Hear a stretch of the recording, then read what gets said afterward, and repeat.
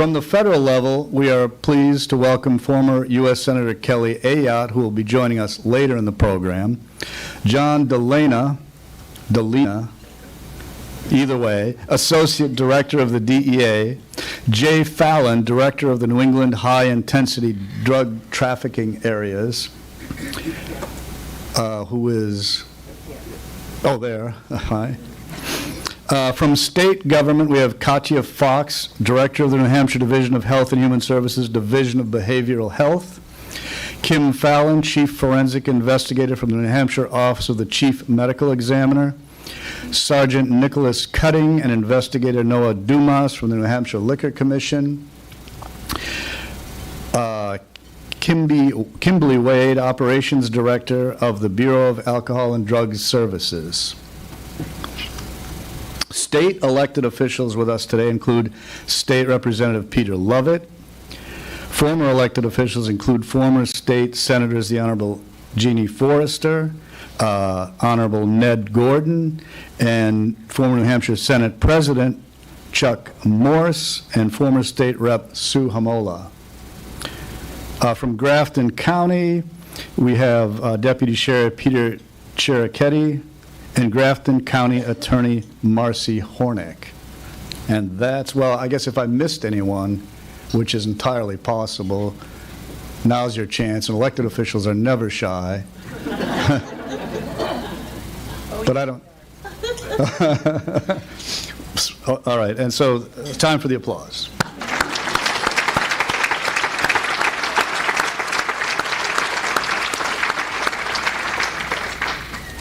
We also have local officials, including Stephanie Halter and Amy Lee from the Plymouth Elementary School Board, and Joe Bossy from the Lincoln Woodstock Co-op School Board, as well as Plymouth Town Manager Scott Whedon, and I think we could give them a round of applause as well.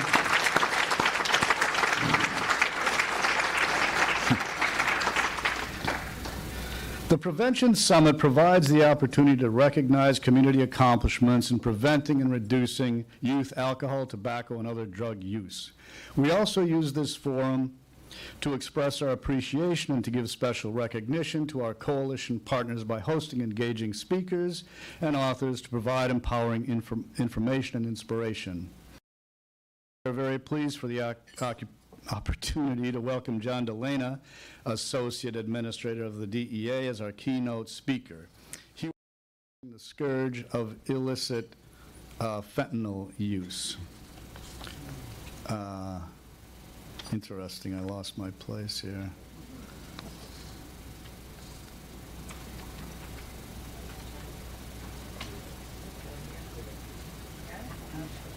My mistake. I take pages 1 through 3 and leave 4 there.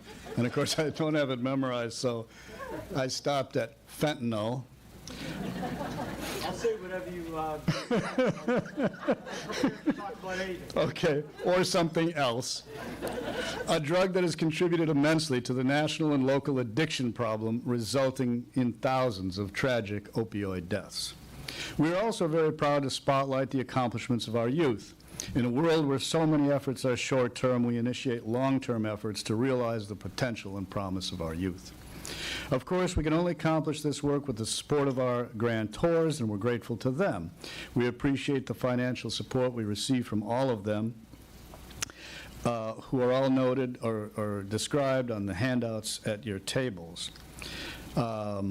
We're a small nonprofit with a big mission, so we thank the following in particular: Spear Memorial Hospital, Lakes Region Mental Health Center, New Hampshire Electric Co-op Foundation, Service Credit Union, SAU 48, Mid-State Health Center, Rise Recovery Services, Bridgewater Power Company, and PEMI Youth Center. And with that, please welcome Deb Narrow, our Executive Director, who's going to present her collective action, collective impact presentation. All right, Michael.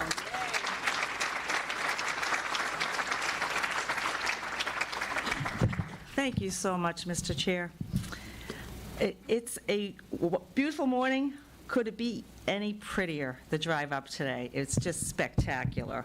And I want to say good morning to everyone. And as I look around this room, I can't even describe the beautiful feeling that I get from seeing so many passionate preventionists in the room. It's really, it's amazing, so thank you. That's not always the case. So, and being in a room with colleagues and good friends, there's nothing better than this. I look forward to this every year, my very favorite event. And I've been with CADY for over 2 decades, and I can confidently say there are no nonprofits anywhere that have a better board, better staff, volunteers, youth leaders, and community partners. And I want to thank you from the bottom of my heart for your long-term commitment to the CADY mission and for working with us to better the lives of our children. We cannot do this work. It's vital work without you. Are you ready for a pep talk? Are you? Okay. Let's take a minute and watch and listen to Kid President talk about teamwork. Okay. I think we all need pep talk.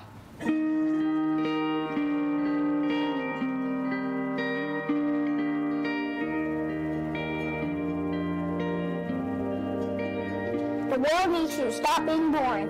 Yeah, you. Boring is easy. Everybody can be boring, but you're gooder than that. Life is not a game, people. Life isn't a cereal either. Well, it is a cereal. And if life is a game, aren't we on the same team?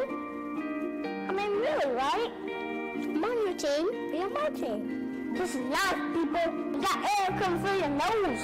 You got heartbeat. That means it's time to do something. The poem, 2 roofs diverged in the woods, and I took the road less traveled. It hurt, man! Really bad. Rocks, thorns, and grass. My pants broke. Wah! Not cool, Robert Frost. But what if there were 2 paths? I want to be in the one that leads to awesome. It's like that dude Journey said, don't stop believing, unless you dream stupid. Then you should get a better dream. I think that's how it goes. Get a better dream and keep going. Keep going, and keep going. What Michael Jordan had quit? Well, he did quit. But he retired. Yeah, that's he retired. But before that, in high school, what if he quit when he didn't make the team? He would have never made Space Jam. And I love Space Jam. What would be your Space Jam? What would you create would make the world awesome? Nothing if you keep sitting there. That's why I'm talking to you today. This is your time. This is my time. It's our time. We can make every day better for each other. If we're on the same team, let's start acting like it. We got work to do. We can cry about it, or we can dance about it. We were made to be awesome. Let's get out there. I don't know everything. I'm just a kid. But I do know this. Everybody's due to give the world a reason to dance. So get to it.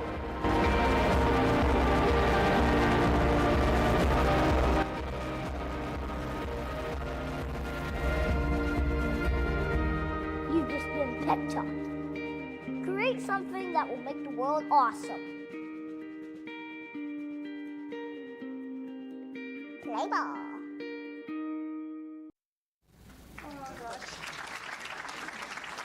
Oh my gosh.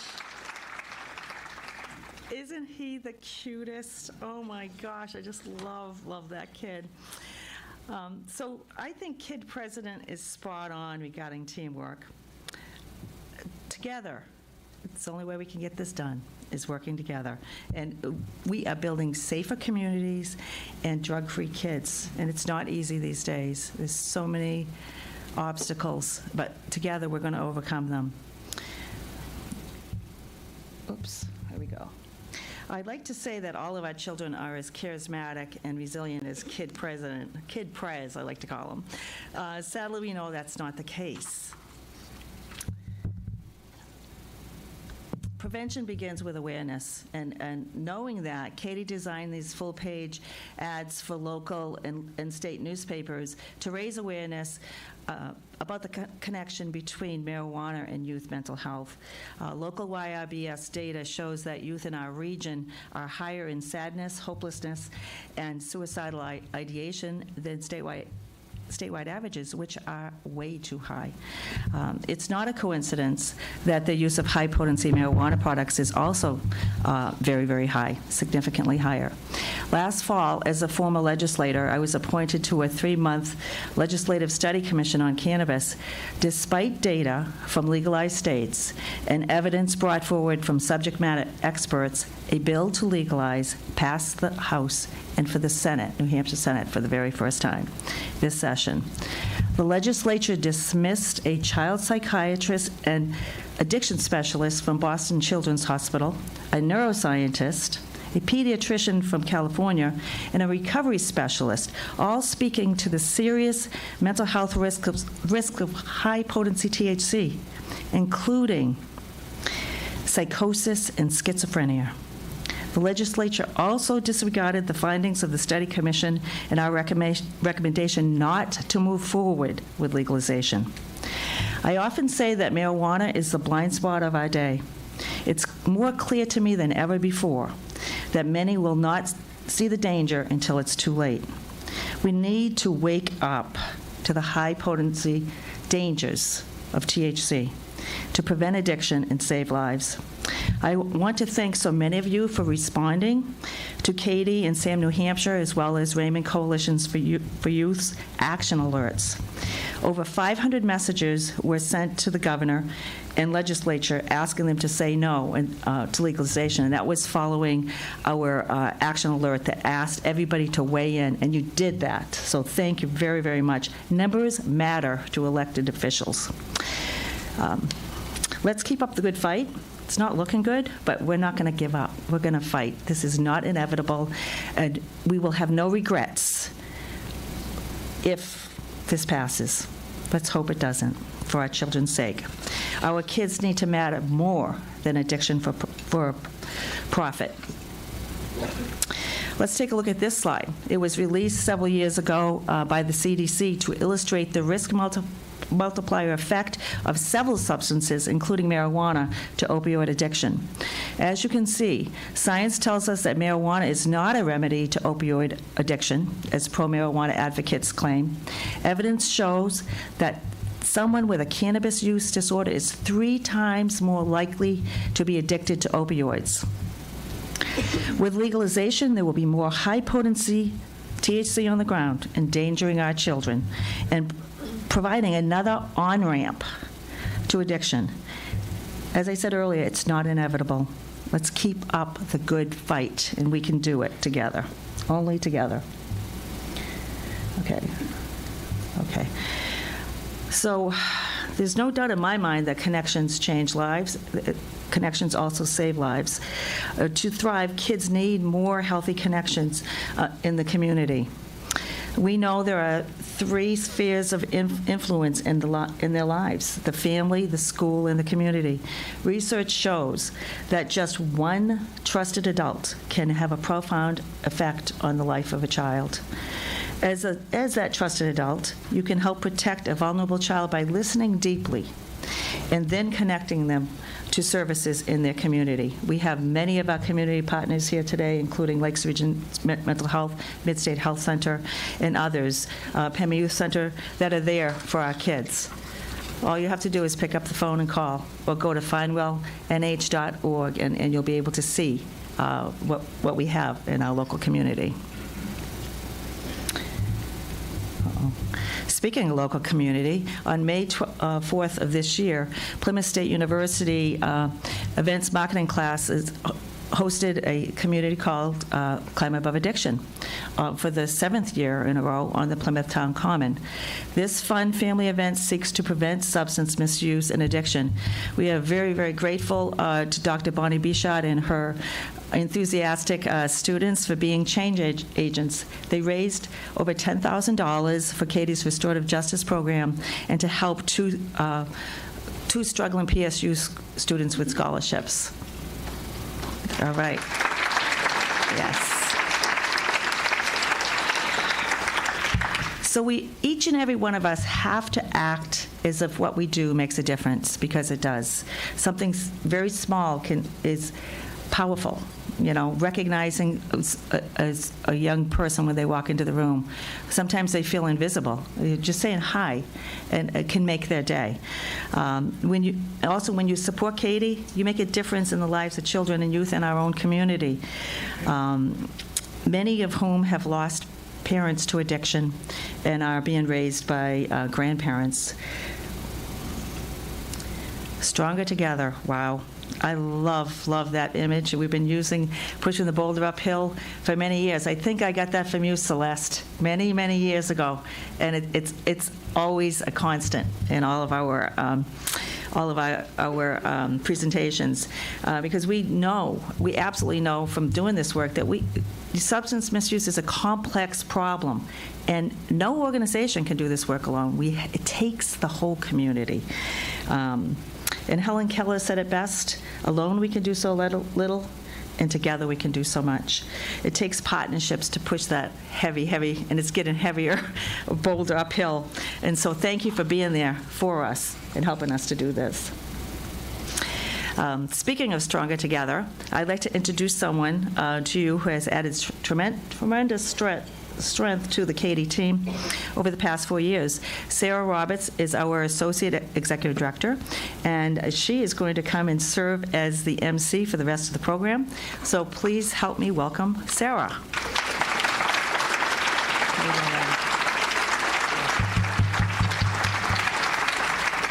Okay, thank you, Deb.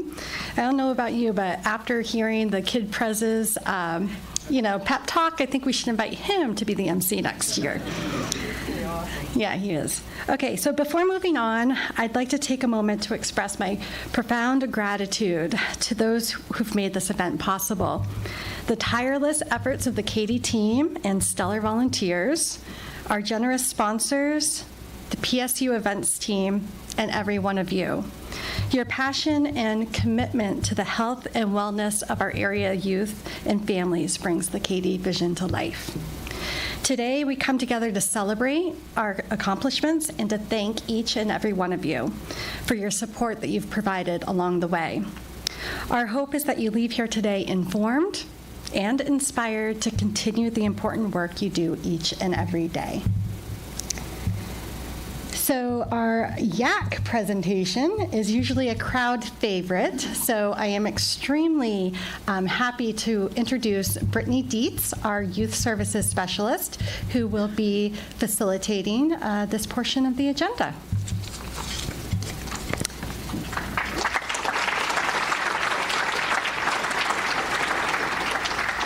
Good morning. My name is Brittany Dietz, and I have the pleasure of advising our Youth Advocacy and Advisory Council here at CADY.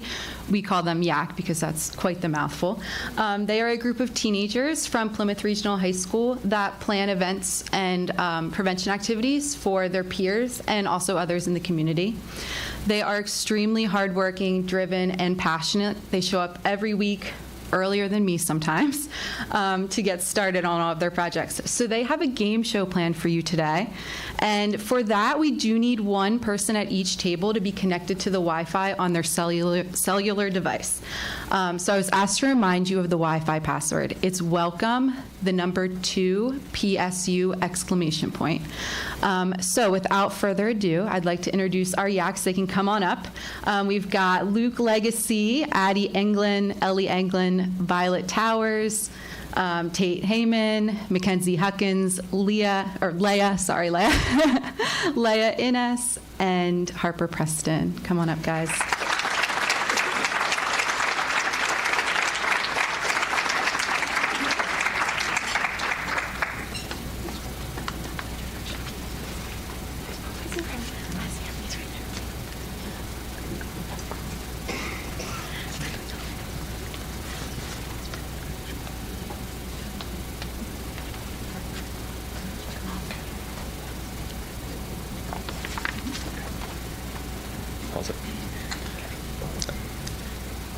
Good morning.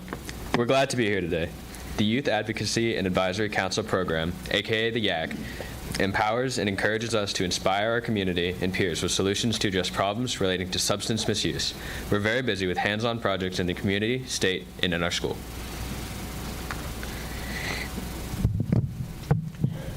There are 3 core steps we take as YACs: education, skills, and action. We have organized many projects this year, and we'll share one of them with you this morning. However, first, we would like to talk a little bit more about one of the action items we implemented this year.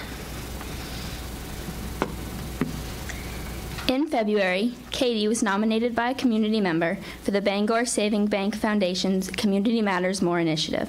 As YACs, we took the lead in mobilizing our community to get out the vote, and we won. We would like to invite Jane Rayno from Bangor Savings Bank to the podium. Jane is the Vice President and Senior Relationships Manager.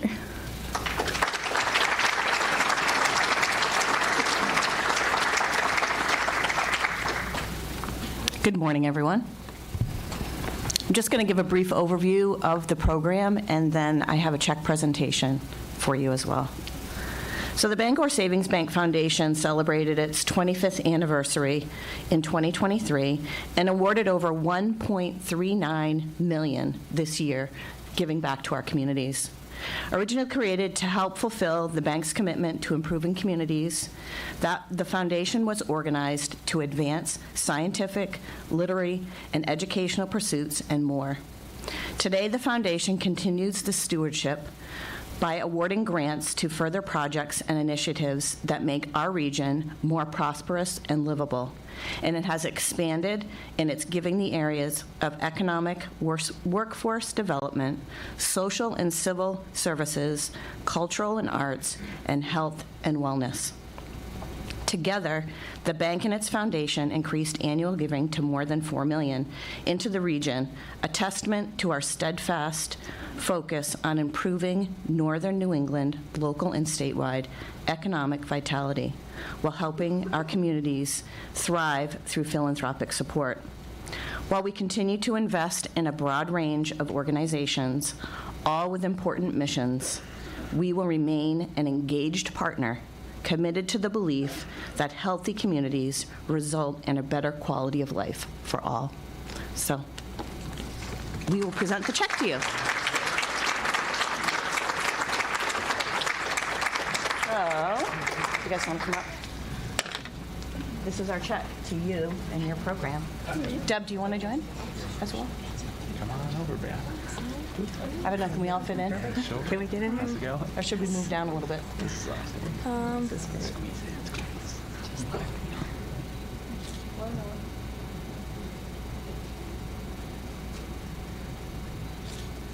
Very nice. Thank you so much. I have a check for you. You're welcome. Thank you.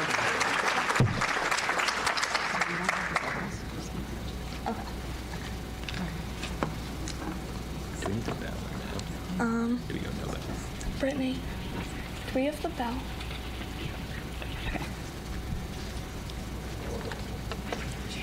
Do we have a second mic from here?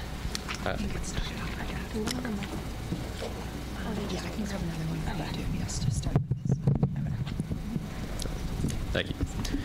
Welcome to React Trivia. We're your hosts, Tate and Addie. On the floor, we have hosts Ellie and Mackenzie.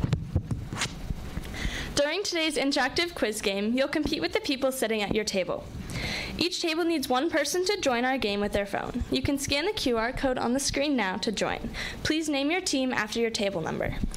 You'll have 30 seconds to discuss with your table and click the correct answer. Higher points for faster answers. YAC members on the floor, can you raise your hands? Each table has a YAC to help you set up the quiz game and to help with anything that comes up while playing. YACs, at this time, will you please make sure each table has entered the game? And can each table give us a thumbs up once you're registered? What? I like this one. So, for this game, yes, like me and Ken.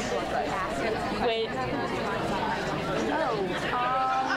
I can tell you what the question is right now. Maybe, yeah. I never actually used it. So, yeah. Yeah. Yesterday I assigned random names to people.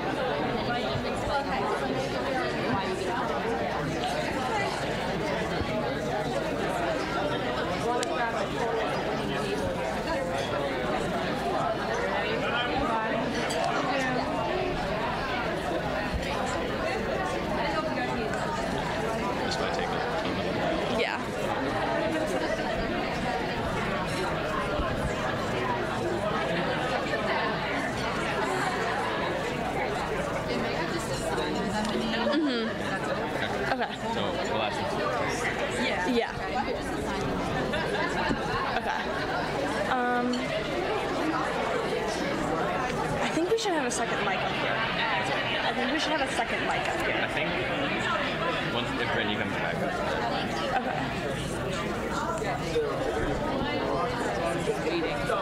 Yeah, it'll start. It starts at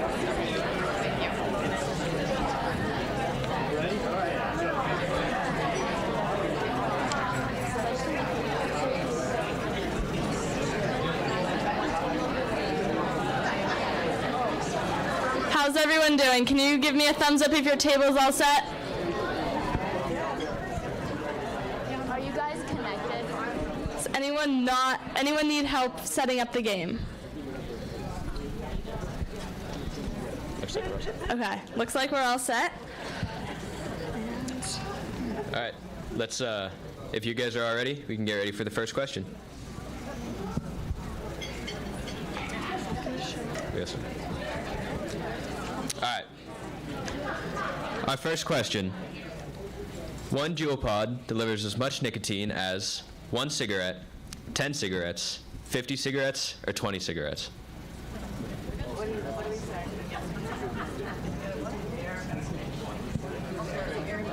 Oh, do you know?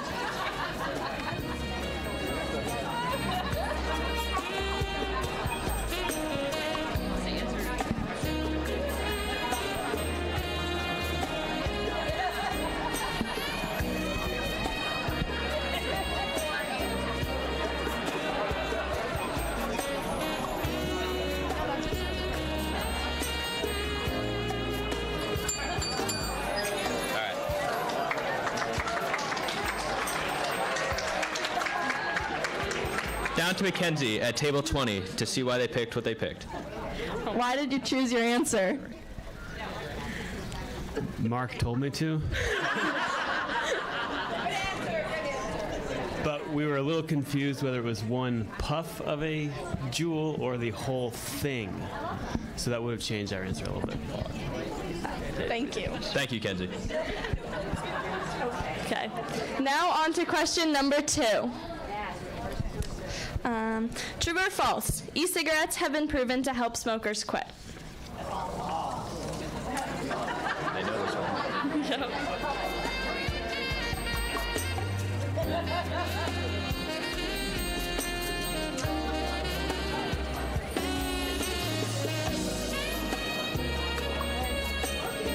Looks like everyone has voted. Now to Ellie to explain this answer.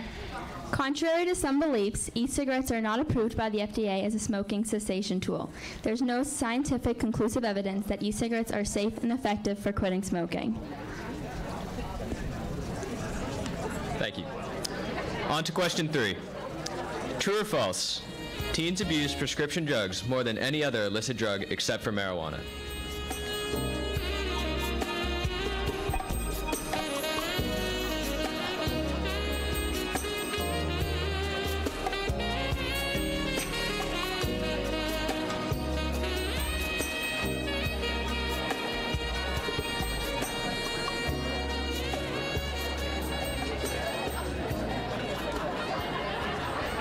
Second mic.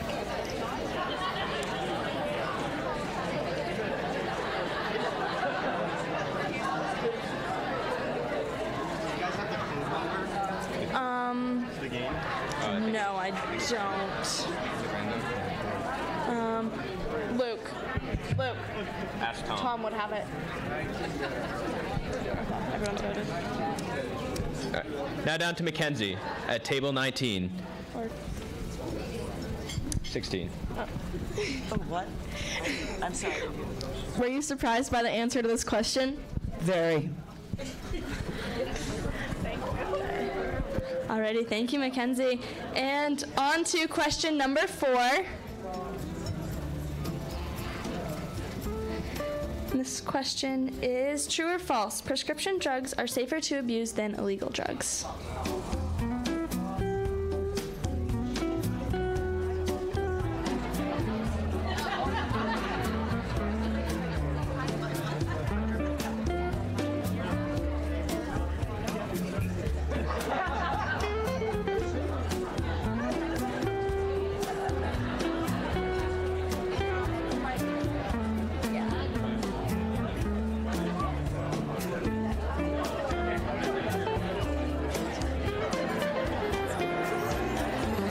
Alrighty, everyone has voted, and we're gonna go back to Ellie in the back of the room for a quick speed round.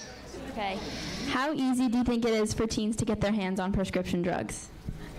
I think it's very easy for them to get their hands on it because parents, it's legal, it's in the medicine cabinet, and my kid wouldn't misuse that.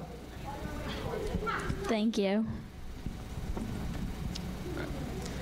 For this next question, we'll allow our YAC members to help you. Call them over if you need assistance. Question 5. Fentanyl is so potent that only this amount of milligrams can cause overdose or death. 2, 5, 8, or 10.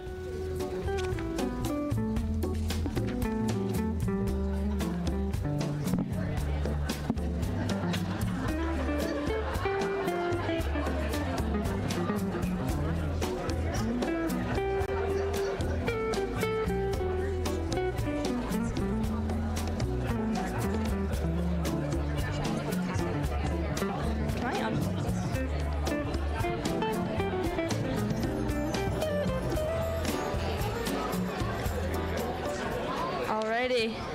Nice job, everyone. Looks like we have some pretty fast respondents on this one. Can I ask you? And, yeah, it's looking like a pretty close race. Question number 6.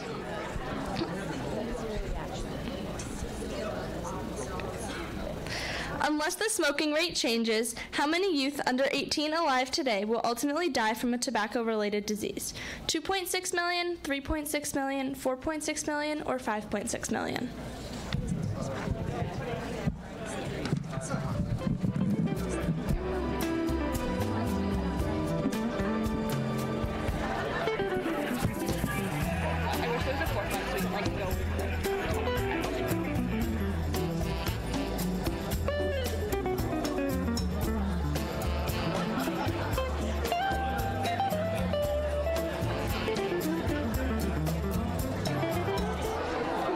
Alrighty, it looks like we have some pretty varied answers. Mackenzie, do you have a question for an audience member?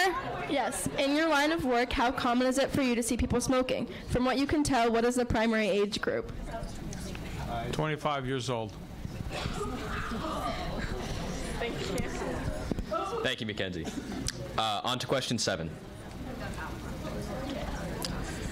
Propylene glycol, a common ingredient in e-cigarettes, is also found in antifreeze, paint solvent, artificial smoke from fog machines, or all of the above. I'm gonna clip this and we're just gonna talk.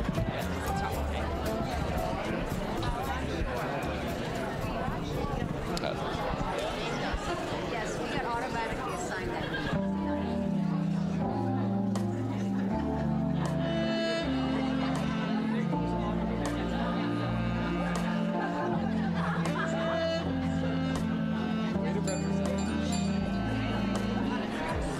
Thank you.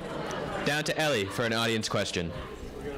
What is your reaction to hearing that teens are unknowingly using e-cigarettes with this ingredient? I think it's an alarming statistic. Thank you.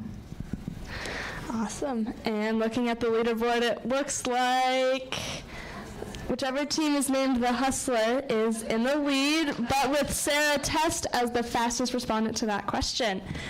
On to question 8. What percentage of teenagers in 12th grade have abused alcohol? 59%, 88%, 62%, or 47%?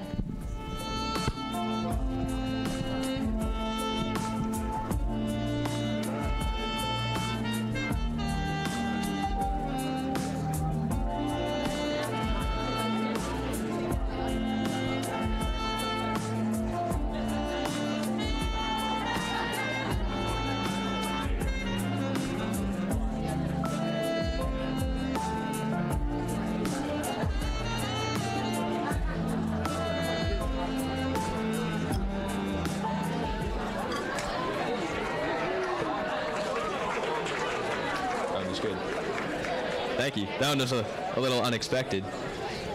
On to the next question, question 9. In the National Survey on Drug Use and Health, around how many U.S. teens identified themselves as casual cannabis users? 658,000, 2.5 million, 1.5 million, or 3.2 million?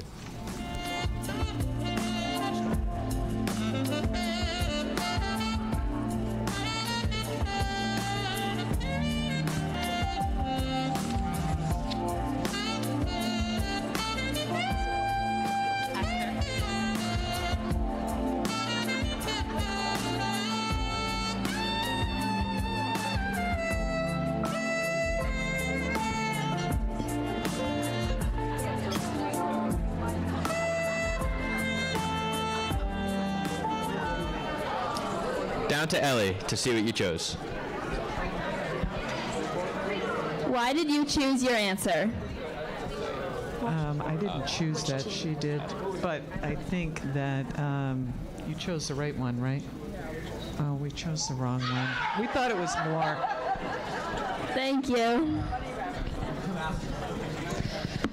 Awesome. And before we get to our last question, let's just take a quick look at the leaderboard. It looks like we have table 23 in the lead, but with Sarah Test and Bill pretty close behind. So will we see an upset in this last question? I don't know. Alrighty, question 10. Once it loads, we'll see what it is.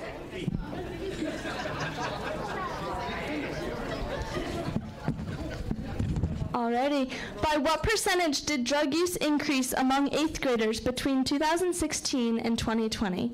14%, 86%, 53%, or 61%?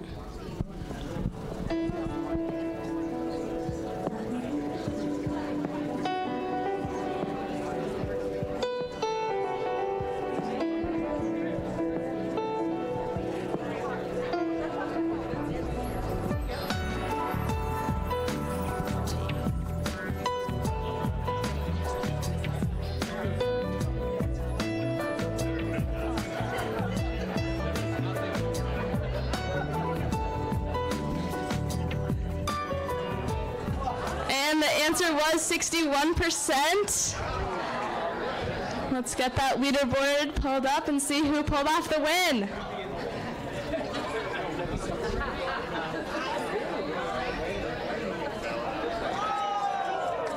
And it looks like table 23 was our winner. Congratulations. Do you want to introduce yourselves and where you're from? Oh, hi. You're our team captain. Your team, We won. Oh, hi. I'm Nancy Dyer. Tell me what you do. And I'm a retired counselor from the Counseling Center at Plymouth State University. And former CADY board member. No, I don't. If you want to, you can. Okay. Awesome. Congratulations, table 23.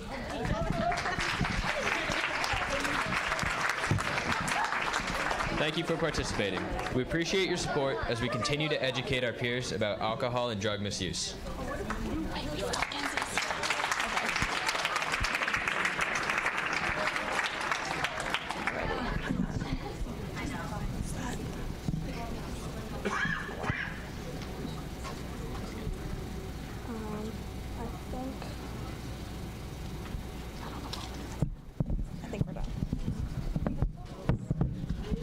And here's our prize. Oh, yeah.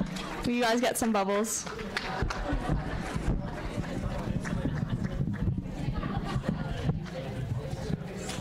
Is that all? Are we good to go? Okay. Awesome.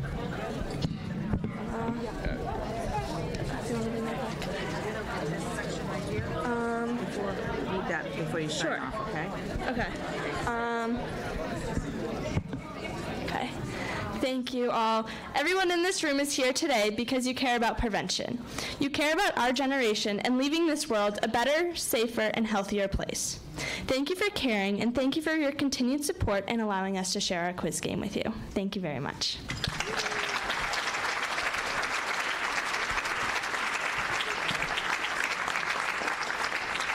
Oh my goodness, that was fantastic. How many of you learned something new today? Okay, I think we all did. That was great. A big thank you to all the Yaks for your hard work and dedication and being part of the solution. We're in good hands for the future, for sure. I'd also like to thank Bangor Savings Bank for your support and the $5,000 grant to support the Yaks' ongoing Work. Okay, so now I have the great privilege to introduce today's keynote speaker, Mr. John DeLena. Mr. DeLena serves as the Associate Administrator of the Federal Drug Enforcement Administration. In this capacity, he oversees human resources, data, compliance, budget and finance, information systems, congressional affairs, public affairs, equal employment opportunities, employee assistance programs, and the DEA's training academy. Busy guy. Before his current position, Mr. DeLena was the Deputy Special Agent in charge of the New England Field Division, where he supervised DEA operations across Massachusetts, Connecticut, Rhode Island, New Hampshire, Maine, and Vermont. With 28 years of DEA and a total of 32 years in law enforcement, Mr. DeLena brings extensive experience to this role. Committed to outreach, prevention, and education, especially youth empowerment, Mr. DeLena was named Community Leader of the Year in New Hampshire in 2019. He has earned numerous awards and accolades, establishing himself as an engaged and motivated leader in the communities he serves.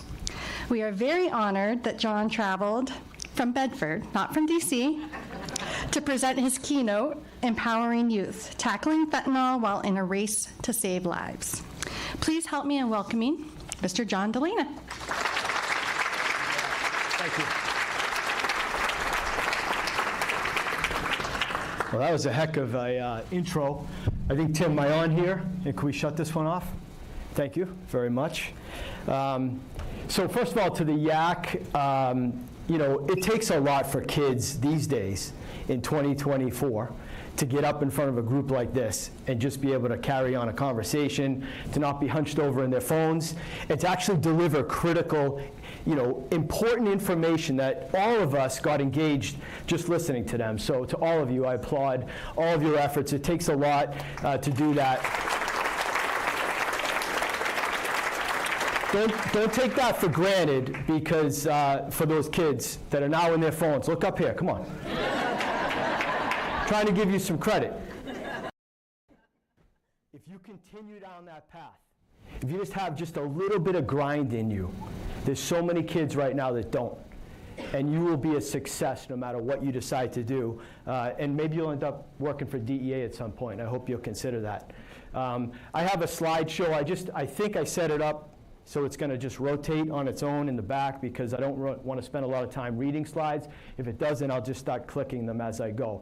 I thought a lot about when Deb asked me if I would come here, you know, what could I talk about? And I don't ever take this for granted. I really don't. To get in front of a group like this of just people that are committed and passionate, not only about our communities here in New Hampshire, but really for the country and what's happening right now. I want to just give everything I can. So literally up until the last minute, I wrestle in my own crazy head with what can I possibly get up here and talk about that would be important. So I thought I'd talk about 4 things here today. The first is, how did I get here? And why the heck am I standing here in front of you on this Memorial Day weekend? You know, what gives me the right to even get up here and tell you anything? So I'm going to tell you a little bit about me. Then really what I want to spend the most time talking about is what we are seeing in what is absolutely the worst drug threat that this country has ever experienced. It's been an absolute game changer. 107,941 Americans lost their lives to drug poisonings and drug overdoses last year, 2022. The numbers continue to rise, so I'm going to talk a little bit about that. Let's see, what else did I write down this morning? Why you do what you do and why that's so important, not only here in this region, not only here in New Hampshire, but for the entire United States of America.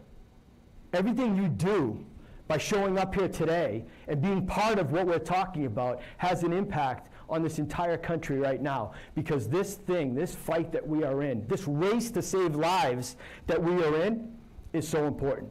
And then finally, let's talk about like what we need to do next when we walk out these doors. And you know, if you've heard me ever, I've been blessed to speak at a lot of different events. If you've ever heard me talk, some things I repeat because for me it's so important. And the one thing I always say at these things is, you all came. You showed up here today. In fact, most of you always come to these things. How do we reach everybody that never shows up? How do we get the message to all of them that aren't here today learning the same important stuff that we've been talking about at every one of these events? We're all so committed to this, but guess what?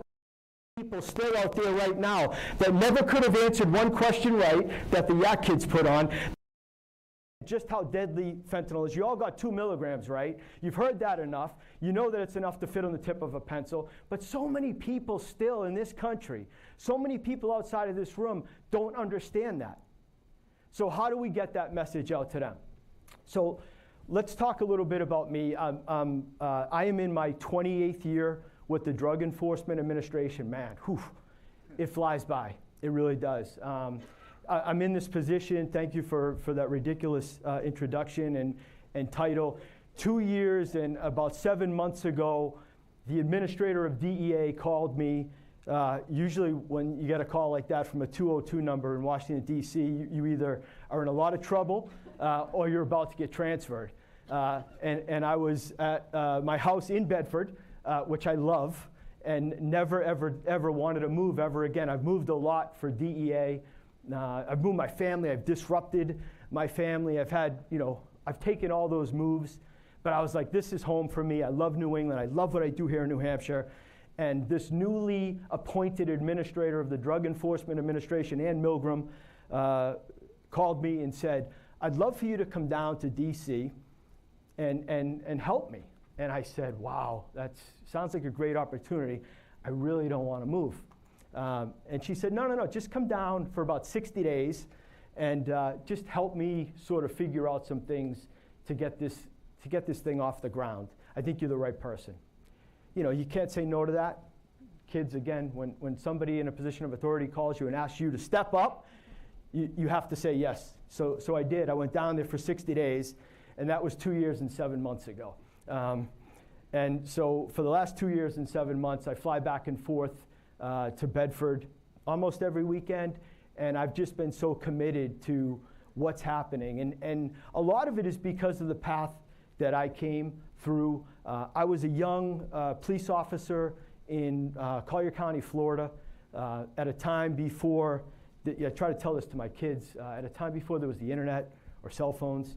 I was just working, young police officer, and I loved being a cop. Had the best experiences of my life. And I was involved with some investigations and did some fun, crazy things at a young age. I liked to get involved with the drug cases. And I got into the drug unit at the sheriff's office there. And I was just really learning a lot. And I had a good mentor there, somebody that was working then at the sheriff's office that came from DEA. And he said, you got to go to DEA. And I was like, sounds good. What's DEA? Can't Google it. It wasn't a Google. In fact, if I had thought about that, maybe I would have invented Google back then. So, I listened to what he had to say, and I was in. Sign me up. So I got on a typewriter. Yeah, the kids stopped paying attention a while ago. Typewriter, and I filled out an application. I got hired by DEA, and I went to the DEA Training Academy. And went off, and my career started from there, and it's been a heck of a ride. But throughout my entire career, it was always just simply about just making these cases. And I spent a bulk of my DEA career in Miami. And if you've ever watched TV or any of these silly TV shows, you wanted to be a DEA agent in the 90s in Miami. There was certainly a lot of fun to be had, a lot of cases to be made. Millions and millions of dollars being seized, thousands of kilos. I was able to travel the world. I've literally been everywhere with DEA. And for the most of my career, it was simply just about making those cases and just move on to the next one. Line them up and knock them down. That's really what it was ever all about for me until I came to New Hampshire. In about 2015, I got selected to a position where I was in charge of New Hampshire, Maine, and Vermont. And I bought that house in Bedford that I love. And it was just, everything changed. Because I started coming to events like this, big and small, by the way. I was showing up at some local community events with 6 people. And I'll never forget, you know, the people that were sitting there with 8x10s of their children that they had lost, just sitting on a table like this. And I started listening to those stories and just learning about how just impacted New Hampshire especially was by the then opioid crisis. I'll never forget that. And even this morning, I was looking through my phone for some old pictures because I was trying to remember something. And I'll never forget, I had just moved here, and I was on 93 in traffic, coming from my mother's house in Revere. She still lives in Revere, Mass. And I saw a syringe on the side of 93. And moved a little further in traffic on 93, and this is the truth, and I actually saw a second syringe. I took a picture of it, and I sent it to then Colonel of the State Police, Bobby Quinn, now the Public Safety Commissioner. And I texted him, and I used a little foul language, but I basically said, like, what is going on? Like, what is going on here? And I used some more colorful language. That I'm on 93 in traffic, and I just passed the second syringe. Are people injecting themselves on 93 and just throwing syringes out the window? And are they next to me right now in traffic? Is that what's happening? And you know, those events just started to grow, right? I started to hear more and more about what was happening, and really truly then it was the opioid crisis. It was massive overprescribing, and there was all kinds of diversion of pharmaceutical grade drugs that were ending up in all of these communities, all of our homes. And one of the questions that came up, and I heard an answer back there, that yeah, a lot of this started right in people's own homes. People were holding on to medication, and you know, most of you have been involved with DEA Drug Take Back Day, and I used to tell the story whenever I would talk on WMUR or whatever, trying to get people out for drug take back. My mother, still in Revere, still has not anymore, but still had like every medication from when I was a baby, still in her medicine cabinet.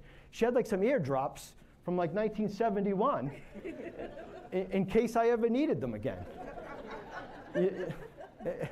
And I was like, seriously, Ma, what are we doing here? Like, I'm on TV trying to talk to people about throwing stuff out, and look at your place, it's a mess. So I've gotten her to clean it all out, but you know, it's tough to overcome some of that. And more I started seeing just how impacted this community was. And more it changed from line them up and knock them down to, we really have to be invested in what's happening here. We really have to be invested. And I saw and met so many people and saw firsthand how that transition from those prescription opioids so quickly goes to heroin. And I met so many people back then, so many people that were even in recovery, who said that they swore on everything that they believed in that they would never, ever, ever use heroin. And just one day, the addiction is so strong, and you can't afford to buy those pills anymore, because back then especially, those prescription pills, those legitimate prescription pills were $80 a pill, $50 a pill, depending on where you were buying them. You can't afford to buy those pills anymore. And that drug trafficker is always close by and is always ready to say, just try it one time. Just one time, that's all. And sadly, so many people made that transition. And then right in front of our very eyes, fentanyl showed up. I was here. I mean, imagine I've spent 32 years in law enforcement, dedicated all of that time to drug trafficking organizations. And I lived, you know, this isn't something I'm ever going to have to be proud of, but I was here at the precipice of it all. And it really came here first. It really showed up in this area first. We did the first ever fentanyl conversion lab where they were mixing it up in Lawrence. They were taking then, at the time, and those local drug trafficking organizations were getting the fentanyl back then, and they had no idea it was even fentanyl. They were just told to use this stuff, this white powder. China white, they were calling it. They were telling people back then it was still heroin. And in blenders, they were mixing it up with no recipe, no directions, and that's when, Kim, that's when your overdose deaths exploded. Because they didn't know what they were doing, and they started mixing so much of it into these blenders and putting it out on the street. And the way they decided how to change the recipe was based on how many people were dying. That's just really what it is. And we went from a heroin problem here to heroin laced with fentanyl to very quickly they switched to fentanyl laced with heroin to what we have now, which is just fentanyl. There really is no heroin anymore out on these streets. And again, I kept showing up at all these community events where more and more people were losing their children. More and more people were affected by this. And the numbers just continued to grow.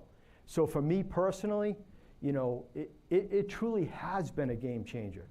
It truly is a personal thing to be invested in, because it's not just about anymore for our local police officers, our first responders, our medical examiner. It truly isn't just about doing the job anymore. It really has become this race to save lives. Because when you talk about 107,000 Americans dying from a drug poisoning or a drug overdose death, and the numbers are continuing to climb, if we don't do something about this sooner than later, what are we going to say about ourselves as a nation? So let's talk a little bit about fentanyl. I said it's the greatest threat that we face right now in this country. Not the greatest drug threat anymore. I think that's what I used to say 4 or 5 years ago. This is truly the greatest threat that we face.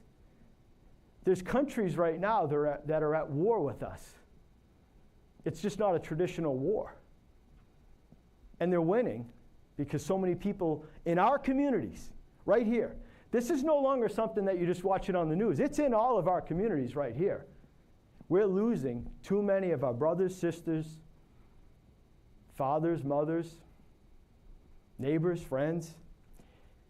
It's a 9/11 every 11 days. Think about that. The amount of death that we're experiencing in this country right now from these drugs is the equivalent of a 9/11 every 11 days. What did we do as a country after 9/11? Think about the response. Think about the patriotic response. Think about how people were up in arms every day. And listen, there's 100 different comparisons that you can make. It's a 747 going down every day. Think about that. Think if that happened right now in this country. If every day, God forbid, as I fly back and forth every weekend, think about every day if that happened. What would the response be? Where's the response right now to this? You all showed up. What about the people that don't show up? You see the stats up there, 107,941. We use the exact numbers. We don't take any single one of those deaths lightly. We really don't. 70% of that's from fentanyl. 30% essentially is from methamphetamine. But the thing that connects them both is that they are both synthetic drugs right now, which has been an absolute game changer for these two cartels, the Sinaloa cartel and the Jalisco cartel, and I'll talk a little bit more about them as we go on. But the fact that they now have synthetic-based drugs, they don't have to worry about plants anymore. Opium, growing seasons, sun, water, farming, weather, none of that matters anymore. Now they can mass produce all of these drugs easier, faster, and cheaper than they've ever done it. And we say they're in labs, and I've been into Sinaloa, Mexico, and I've been in those labs.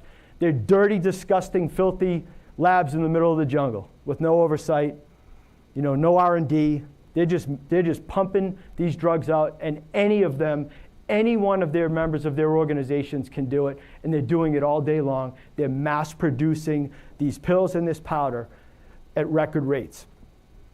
I saw a stat last night, I think it was Senator Shaheen who said it, 4,616 Granite Staters lost their lives from 2013 to 2023. 4,000.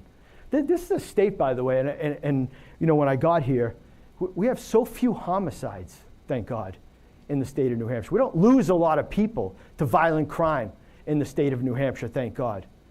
Think of how many people we lost just in our state alone to drug poisoning deaths and drug overdose. I say poisonings because we now understand that so many people are taking this drug that don't intend to take it. They have no idea what they're taking. So it isn't a true overdose. It isn't somebody that is actually trying to consume this stuff. More often than not, it's people that have no idea that they were taking it in the first place. It's incredible the impact that it's had. How many people in this room personally know somebody that has lost their lives to fentanyl? Raise your hand. It's unbelievable.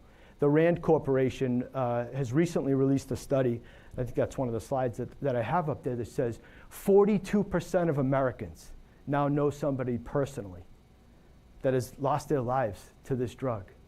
And again, where's the response? You got me here today, but where's the real response in this country to this crisis? If nearly half of America knows somebody, what are we going to do to change it? What are we going to do to move the needle to make this number start to go down? That's the question that we all have to figure out and all have to answer. I remember one of the first presentations I gave in New Hampshire, the number back then, and I went back and I checked it, in 2016, we lost about 60,000 Americans to a drug overdose. 60,000. And I remember saying back then, what if next year it's 70,000? What if it's 80,000? What if it's 90,000? What if, God forbid, it's 100,000? I remember saying those exact words. What I do know is that the cartels will never, ever, ever change the way they do business. They'll never stop. Like there's never going to be a number in this country. If, God forbid, next year it's 200,000 Americans, the cartels are never going to sit around their boardroom and say, all right, let's back it off. We've done enough. No, that's not how it works. Their goal is to addict every single American. That's their goal. Everyone in this room included, my children included. That's what they want to do. They want to addict us. Now, along the way, if they kill 107,941 of us, they don't care. They'll never change the way they do business because they're making too much what? Money, right? That's all really for them. That's all it's about. It's about profit. And right now they're winning. They're winning. And the other thing that's important for me to talk about is, historically we talk about supply and demand. And there's a lot of people that you probably debate with a lot will say, well, this is a demand issue. If so many Americans didn't want this stuff, we wouldn't have this problem. The truth is, right now, this is a supply issue. The cartels have decided what our problem is going to be, and they jammed it down our throats. The cartels have decided we're going to make something that's so cheap and easy for you to get your hands on that it's going to be a problem. There was no American who was sitting back saying, hey, you know what? I want something better, stronger. I want fentanyl. Give me something like fentanyl. No, that never happened. They just decided for us. And by the way, the same thing's happening right now with methamphetamine, and it's happening right here in New Hampshire. Nobody in New Hampshire was saying, hey, you know what? Let's go ahead and switch to meth. No. They decided, hey, let's do this to drive up more addiction. Let's get more people involved. So let's start sending 99% pure methamphetamine, crystal methamphetamine, like we've never seen before in New Hampshire. 99% pure is the average that we're seizing right here in New Hampshire. And let's make it so cheap that people that are battling things like alcoholism will have no choice but to switch to methamphetamine because it's so cheap. And they're driving it down our throats right now. So it's not a demand issue, and I implore you to push back when people say that. This is a supply issue, and at the highest level, the cartels have decided what they're going to do about it. So again, here today, I ask you, can you be part of this fight to save lives? Because that's really what it is. Everything you do, every conversation you have, if you don't leave here today and have a conversation with somebody about what you heard here today, whether it was the Youth Action Committee, some of the stats that they put up there, or some of the craziness that I'm going to continue to yell about. If you don't leave here today and have that conversation, then I certainly have failed. And I should have stayed in D.C. My goal is to get you to get out there and start having these conversations. It's truly the most important thing. And it doesn't matter if you're a prevention specialist, if you're a first responder, a doctor, a faith-based practitioner, a mom, a dad, a Little League coach. Everybody can have that conversation. And I tell you, if you do, it's the first step to saving lives. There's still too many people in this country that don't understand just how dangerous this drug is. And that's why this is truly my passion. Fentanyl for us has become an unprecedented threat. The two cartels that I mentioned, Sinaloa and Jalisco, have completely dominated the market. Everything that we see here in New Hampshire starts with them. How does it all come to this country? It starts in China. China, when I started here in New Hampshire back in 2016, China was making finished fentanyl and sending it into this country. We all remember those days. And when they were making it more potent than anything we've ever seen before. We asked them as a country to stop doing it, and they did that. They actually put controls in China, and they stopped making that finished fentanyl. What they did was the next best thing for them, which is these chemical brokers in China just started sending all the chemicals needed to the cartels in Mexico. And that's what happens every single day. And there's no real know your customer laws in China. So these organizations in China take the chemicals that it takes. They have this terrible relationship directly with the cartels, and they give them everything that they need to mass produce this stuff that ends up in all of our communities. So it starts in China. We've done actual investigations where the Chinese chemical brokers are negotiating with people that we're involved with, undercovers or confidential informants, where they're telling them, this is how we'll mask these chemicals. So if you do get caught with it, they won't know it's to make fentanyl, and this is how you can unmask it. And we'll help you along the way with the recipe. That's what they're doing. They're literally waging war on us, but they're doing it by proxy, by sending everything that's needed to make this stuff into the country. Now, when I say that the supply is ultimately limitless, you have to remember, just last year alone, just last year, DEA seized 79 million pills. 79 million pills is just what we seized. You couple that with 12,000 pounds of finished fentanyl powder that we seized, and if you do the math and you have a big calculator and you know it's 2 milligrams is enough to kill somebody, when you add all that together, we seized, just DEA, seized enough deadly doses to kill 400 million Americans. That's just what we seized. That's not what got through. That's just DEA. That's not FBI, that's not HSI, that's not the brave men and women in law enforcement that are out there every single day doing it. That's just us. Enough to kill 400 million Americans last year is what ended up in this country. Is it starting to add up? Are we starting to see just why this truly is a race to save American lives? Just how deadly that this is? Fentanyl is also the ultimate shapeshifter, meaning it ends up everywhere and people don't know it. So that's why we're seeing people now that think that they're using cocaine, only to find out that somebody along the way decided to add fentanyl into that mixture. We see people that think they're using methamphetamine. Remember how I said they jammed methamphetamine down our throats? Maybe because people are starting to get a little bit cautious of using fentanyl. So let's get them to use other drugs. And along the way, let's go ahead and hide some fentanyl in it. Why would somebody do that, right? These are the questions that you're probably starting to say. First of all, why would anyone sell a product that kills off their customer base? I already answered that. They don't care. What they want to do is addict every single one of us. They don't care how many they kill. They'd rather you all just get addicted and don't die. But if you do die, there's hundreds of millions of Americans behind you that they'll try to addict next.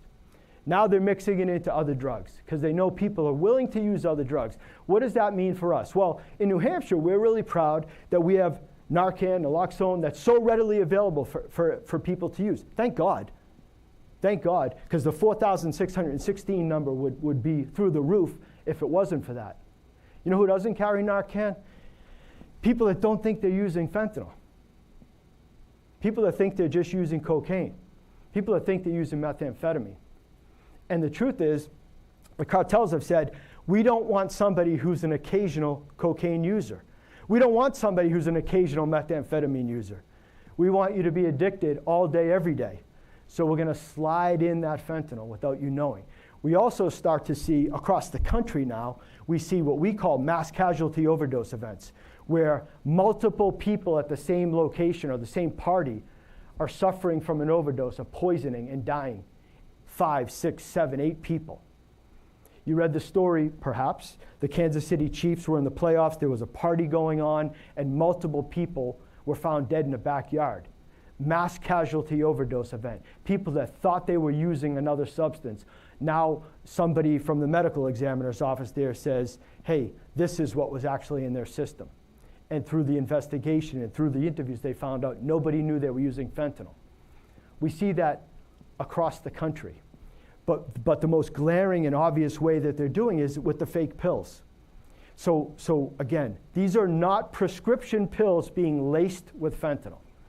That's not what this is. This is completely fake pills made with nothing but fentanyl. And the cartels have gone off and they've bought the best pill presses that money can buy, where they can punch out hundreds of thousands of pills in an hour. They bought the casts and the dyes and the color schemes that it takes to make these pills look exactly like an Oxycontin, a hydrocodone, a Percocet, or what I've said now for a few years is the most insidious thing that they've done, is they manufacture Adderall, look exactly like an Adderall, and put nothing but fentanyl inside there. Who uses Adderall appropriately in this country? Guess who's paying attention in the back corner now, right? Because you know kids, you have friends that are legitimately prescribed Adderall, which is a good thing. It's a medication, it's there for a reason. Kids take it for a reason. Sadly, though, a lot of these kids that are taking it for legitimate reasons are sharing those pills with other kids. Sadly, those pills get passed around. You know who knew that? The cartels. So what do? They're making millions of Adderall pills. Millions. And when I tell you, I speak at a lot of events, I speak to younger kids especially, there's a lot of kids that start to pay attention when they hear that word. That's an insidious move on behalf of the cartels. Who are they targeting? They're targeting my children. I have 3. That aggravates me. They're coming after our kids. If you don't think so, you're not paying attention. Adderall laced with fentanyl. The worst thing that they're doing. Because those same kids that think that they're just taking an Adderall from a friend don't understand how many of those pills are in the supply chain now. And again, if you go back 10 years, when we did seizures, when the cops did seizures, a lot of times that they seized pills, they were real pills. There are no more real pills out on the street. They're just not. You know, I can tell you that, you know, without testifying in court here, probably 99% of every single pill that's being seized right now, if it's being seized as part of a criminal investigation, is fake. It's made with fentanyl. That's how many are out there. That's why I told you we had 79 million that we seized. That's something that everybody needs to think about. No one would know by looking at the pills, no one would know by looking at the powder that it's fentanyl that's inside there. I couldn't tell. You know, as old as I am and as much experience as I can't tell by looking at it. We have to send it to the DEA lab. And now 7 out of 10 pills that we seize, 7 out of 10 pills that we seize contains that 2 milligram deadly dose. Just a few years ago, it was 4 out of 10. So what are they doing? They're making the stuff stronger. More and more pills, 7 out of 10 pills. Now, what's in the other 3? There's still fentanyl in there, it just might not be enough. The problem with how they're manufacturing these pills is some really smart person compared it to chocolate chip cookies. When you make chocolate chip cookies, right, you don't know where the chocolate chips end up. I always look for the chocolate chips. You don't know where the chocolate chips end up. Same thing with fentanyl inside these pills. This is not being made in a pharmaceutical grade lab. So they don't know where the fentanyl is in any of these pills. That's why we see people splitting a pill, and one person sadly might die, and one person survives, and everyone's got a theory, oh, this person has a stronger constitution, or this person has been using drugs longer. None of that matters. If you get the 2 milligrams, likely you know what the result is going to be. And we can't control that. They're never going to get to a point where they're manufacturing these pills in any other way. So everybody needs to be aware of that. And so many of those pills, like I said, are out there, and you see just how small amount it takes.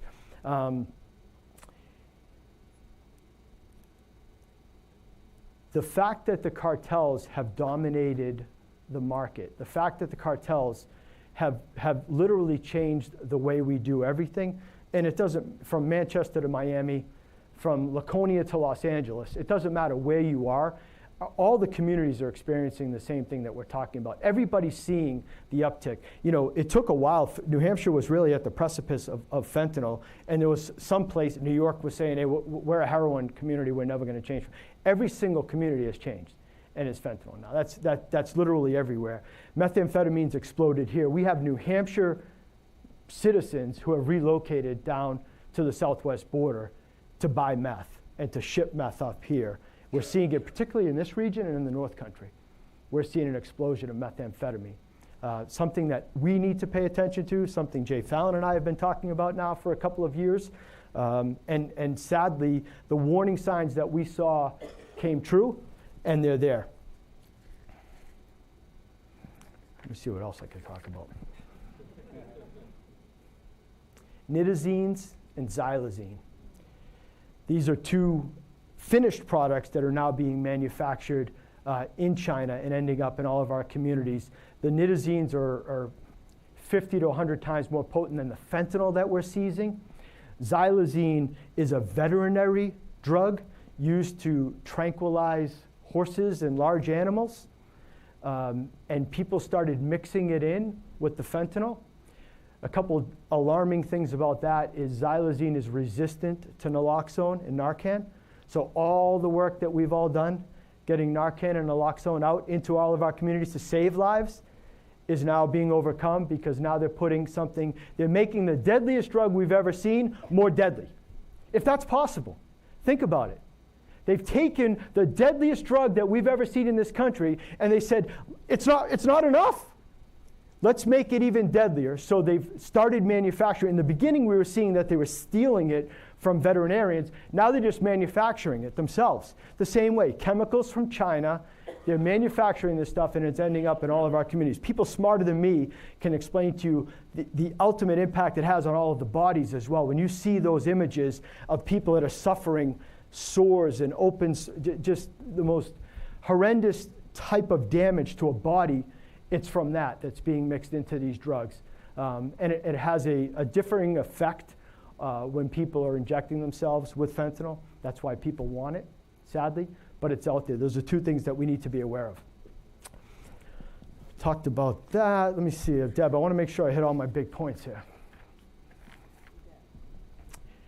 Tell a little bit about some of the successes that we've had. For the first time ever, we indicted chemical brokers in China and actually brought people from China to face justice here in America. Really, really proud about that. Really, really proud about Operation Last Mile, which we conducted last year. We understand that probably for the cartels, the most important piece of the puzzle for them is that last mile. It's not just getting the drugs into the United States. It's not just getting the chemicals from China to Mexico. It's not manufacturing the stuff in Mexico, because they do that without any oversight anyway. They're not looking over their shoulder at those labs in Mexico. They get it into this country, and listen, they're doing it every possible way they're getting the drugs across the border. It's going through the checkpoints in 18-wheelers. It's going through tunnels. We have tunnel groups in California DEA that do nothing but tunnel cases because there's so many tunnels being built into this country. It's amazing. They're flying it in drones, they're body carrying it, so it's coming in every way. The hardest part for them is what we call the last mile. How do they get it here? How do they get it to the local dealers here? And that's something that we really focused on. We focused on that and the violence associated with that as well. Because the amount of money that's associated with all of these drug transactions, there's billions of dollars at stake. So because of that, the violence level, the amount of guns that we seize in these cases is higher than ever before. There's a lot at stake when it comes to some of these cases. You know, a few years ago, it was just people from New Hampshire driving down to Lawrence, Massachusetts to pick this stuff up. And we always thought that some of those organizations in Lawrence would be afraid to come to this side of the border. More and more, they're coming up here now. More and more, we're knocking off a kilo or two, a pound or two, coming up here from that area. That's not good for New Hampshire. We need to push back on that. We need to make sure that that doesn't happen. But that last mile, last year alone, we arrested about 3,000 people that were involved in finishing those deals off. The people that are impacting our communities, our neighborhoods. And those are the ones that bring the violence and the destruction into our communities. So we need to focus on that. I'm really proud of that. I'll start to wrap up and shift to really what I think we need to do next. And I'll say this: it's a lot of bad news, right? It's a hard information. I wish I could just get up here and tell jokes and try to be funny, but this is serious stuff. This is serious stuff. A 9/11 every 11 days. Think about that. Think about that. Where's the response? I was with the administrator of DEA at a big event she spoke at in South Carolina, and she used that line. And the first question she got was more of a comment from somebody that said, We vaporized people after 9/11. We went after people after 9/11. Where's that response? That's the type of passion that we need to see. Because if we just sit back and you are the only ones that keep showing up to these meetings and nobody else comes, the numbers that you see on the screen, the 107,000 Americans, that number will continue to climb. And I said back in 2016 that I believed years from now, my kids, my grandkids would be reading about this time in our country and trying to say, what happened in the United States during those years that so many Americans were losing their lives to drugs and drug poisonings? And I still believe, and I still hold out hope, that the next chapter of that same book should be about the response and how we pushed back. People like Deb don't just show up and do this for her own benefit. She does it because she's committed and she's passionate. She continues to get people, young people engaged in hopes that they are the future people that are going to stand up here like I am and be able to tell an audience just like this how we were able to push it back. Yes, there will be the next bad thing. We know there will be the next bad thing. We need to be poised for that. We need to stick together and work together. It takes a village. That's why you see a cross-section of so many people within our communities here today. So many people need to be committed to this. We need that here now more than ever. So what's next for us? What's next is I hope you leave here today. I hope you have a little more knowledge about some of the dangers that are out there. I implore you again, have a conversation. The conversation needs to start. I talked to a mom who lost her son, and I asked, what is the right time to start talking to kids? What is the right time? She said, you talk to your kids about don't touch the stove because it's hot. Don't touch the detergent in the house. You need to start having those same conversations with children. They need to know that there's good medicine, that there's bad medicine. We need to find a way, and this isn't telling kids, just don't do anything. This is now about empowering kids with all the information. You've got it all when you left here today. When you leave here today, you have all the information. Empower young people with all of the information so that when they are faced with it, and trust me, they will all be faced with it. We have to hope that they are empowered to make a good, healthy decision. I worry about this every day with my children. If you have a smartphone, you have a drug dealer in your pocket right now. When I talked about that last mile, the thing that has made life so easy for these criminal organizations is that they can reach so many young people on Snapchat, on Instagram, on Facebook Messenger. A majority of the investigations of the 3,000 that I talked about were related to social media cases. If you're on social media talking about certain things, then the algorithm will direct people to you to offer you pills on social media. So many people, young people in particular, don't understand that you cannot buy a legitimate pharmaceutical pill on social media. You can't. That's not available. Yet people think you can. So again, they get them on social media, they meet them. It's almost as easy as Uber Eats to get somebody to deliver a pill to you right now. I have met so many parents, tragically, who have lost their children, particularly during the pandemic. Kids were just grasping on, trying to find their way and find something to do, and they experimented one time. So we started this campaign, One Pill Can Kill. Nothing in my 32 years has ever resonated as much as One Pill Can Kill. It truly is the one thing that works. People understand it. It's on DEA's website, dea.gov/onepill. There's all kinds of free materials there that are unbranded. There's no DEA logos on there. We want people to use them. We want you to get it out into your communities. We know how important it is. We want to reach kids now where they are. How do we meet this moment? We reach kids where they are. We are involved with an esports campaign. What is esports to my table here that we couldn't even figure out how to use our phones? Esports is gaming online, because I can stand up here and talk all day long, but there's not a room full of children that need to hear this message. I can go on local news, I can go on national news, the administrator can go on national news. Young kids aren't watching. Where can we meet the moment? Where can we meet these kids? We're meeting them in gaming, we're hosting gaming tournaments. And the first one we did, we had 30,000 kids watching on Twitch.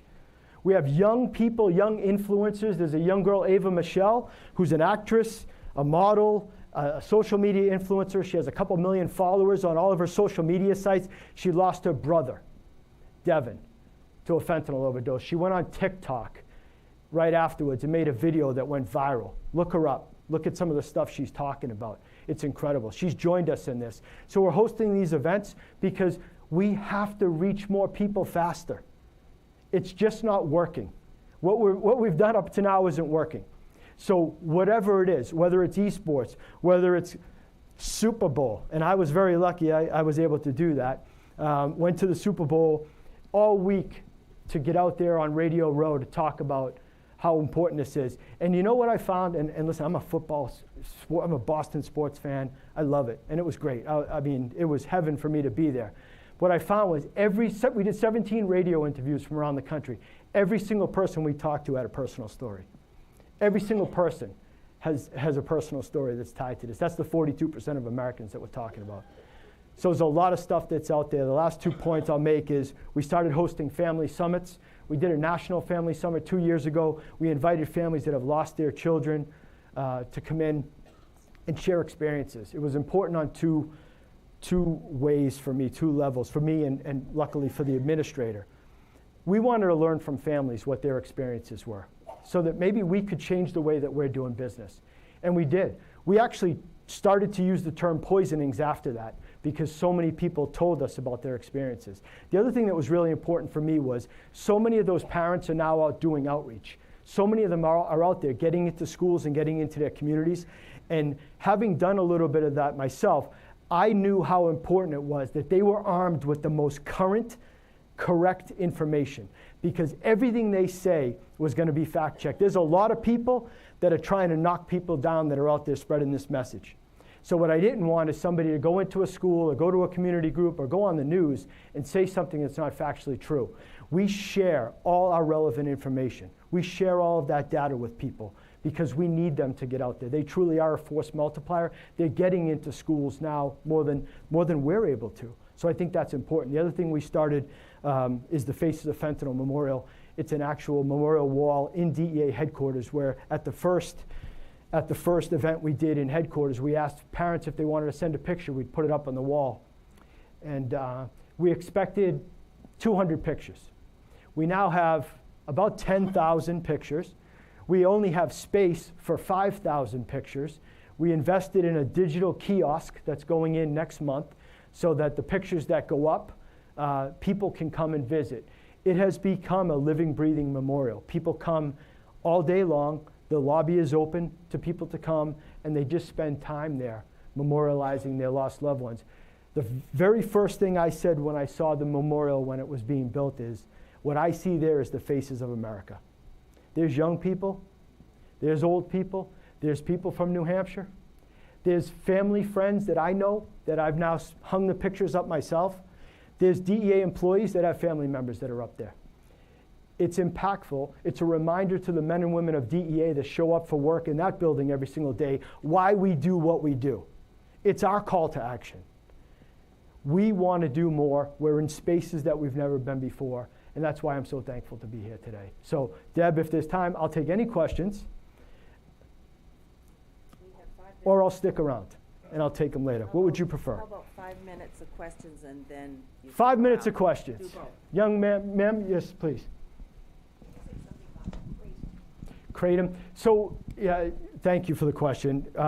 Kratom, Delta-9, all of these substances are dangerous substances that we need to be focused on. There's state-level legislation that needs to happen on some of these substances. There's national legislation that's in the process of happening. My fear is a lot of substances like Kratom are being sold with different packaging where they're trying to appeal to the youngest possible person, and we need to be aware of that. I think scientifically some people can give a little better explanation of just how dangerous it is. I'll talk to you more offline about some of the resources that we have available. Ma'am. Can you talk about fentanyl test strips and Yep. how you get them out there and how they're that useful? Yep, so we're not, DEA's not really involved with fentanyl test strips. That's not something that we do. That's not something that we push out. What I will say is my fear with fentanyl test strips is I don't want to give a false sense of security to people, particularly with the pills. Because as I described earlier, in the pills, you don't know where the fentanyl is in the pill.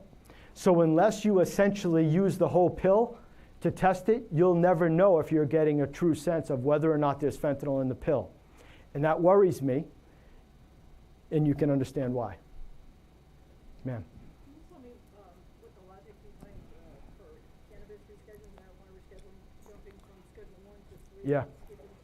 I was hoping that was going to be the first question, but we made it to number 3. So the question is about marijuana rescheduling. And unfortunately, as I explained to Deb when I got here, as it's going through the rescheduling process, we are not allowed to comment on it. What I will say is that the comment period is now open. And anybody who has an interest in this should go on and make their comments, because part of that process is everybody who makes a comment, that comment has to be reviewed. So I would encourage everybody, and I think there's some people in here that might have where you can find that information. Sir. So the question is about carfentanil. Carfentanil popped up here back in 17 or 18. We saw some carfentanil here that we tested. Recently, on a national level, it popped up again in another state. Obviously, there's just such grave concerns. I mean, this is the deadliest substance we've ever seen, and they keep finding ways to make it deadlier. They keep finding ways to make it more and more dangerous. So carfentanil, as dangerous and potent as fentanyl is, carfentanil is 100 times more potent. And similar to the nitazines, it's essentially doing the same thing. It's taking something that is so strong and making it even stronger. So I don't think recently we've had any seizures here in New Hampshire. I'll double check on that. But it still continues to pop up. Time for one more? Ma'am? So, there's been talk about legalizing certain drugs. Yep. There's talk about increasing penalties about certain Yep. drugs. So from your perspective, from your curve, I'm going to grab some water while I'm listening.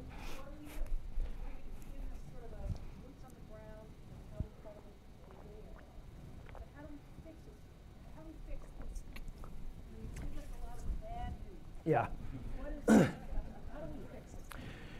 All right. Maybe how do we fix it is the question. Is it maybe like a 2 or 3 part answer? I'm going to try to skim it down. The first thing and the most important thing is we have conversations. We have to continue to educate. That is truly the most important thing. As a 32-year enforcement person, we have to spend more time educating. What I can't believe is we don't have a curriculum in this country right now, a national curriculum. Thank you. Thank you. Why don't we have the one place that we have a captive audience for our children is in school. I could sit here on the back of a napkin and write out the curriculum. Why don't we have a curriculum that's mandated? Why are we doing events? In 2017, we hosted the nation's first ever Youth Opioid Summit in Manchester, New Hampshire. We brought in about 8,000 kids to an event. Parents had to have the opportunity to opt out and not come to that event. And many did.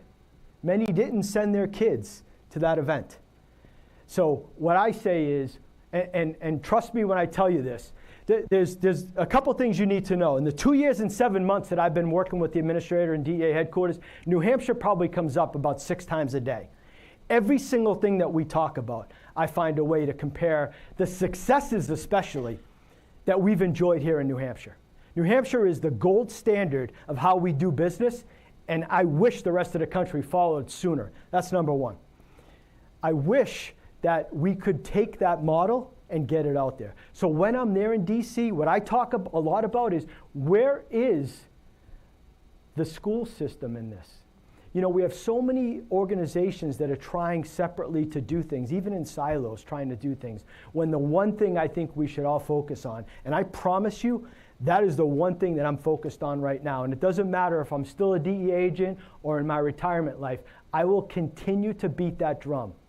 It needs to start with a national level curriculum where we talk about that. That's number one. The other thing is people usually ask me, well, what about the Portugal model? They legalized everything and they solved all their problems.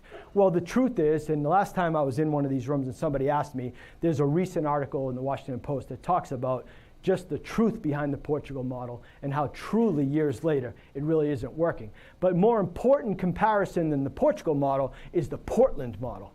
And look at what happened in Portland. When people talk about just legalizing everything, that's solving all the problems. Look no further than Portland and how quickly they had to unring that bell and what a complete unmitigated disaster that has turned into and how many people have suffered because of it. What's the most important thing we do? The most important thing we do is continue to have meetings like this and push more people to show up and get the message out there. Sure. But, 30,000 feet, I mean, here we are, boots on the ground, we're all interested, we're invested. But what about the pushback? What about the manufacturers, the providers? At the highest level, our legislators need to get more involved. We have not scheduled fentanyl and fentanyl-related substances in this country. Fentanyl-related substances will sunset once again, Chris Scott. Once again, it will sunset, and they will again extend it out, but it has not been permanently scheduled here in this country. And if you think back to about 28 minutes ago, I said that China scheduled fentanyl when we asked them to, and we haven't scheduled it here yet. So when you talk to your legislators, you need to ask for permanent scheduling of fentanyl-related substances. That means anything that pops up, car fentanyl, any type of fentanyl that they make, needs to be scheduled so that the men and women of law enforcement can do their jobs effectively. That's another step that we need. We need pushback. We need people to push back. Maybe I need to go up and yell and scream a little bit more to them. I try. Deb, I'll stick around, so I'll take any more questions.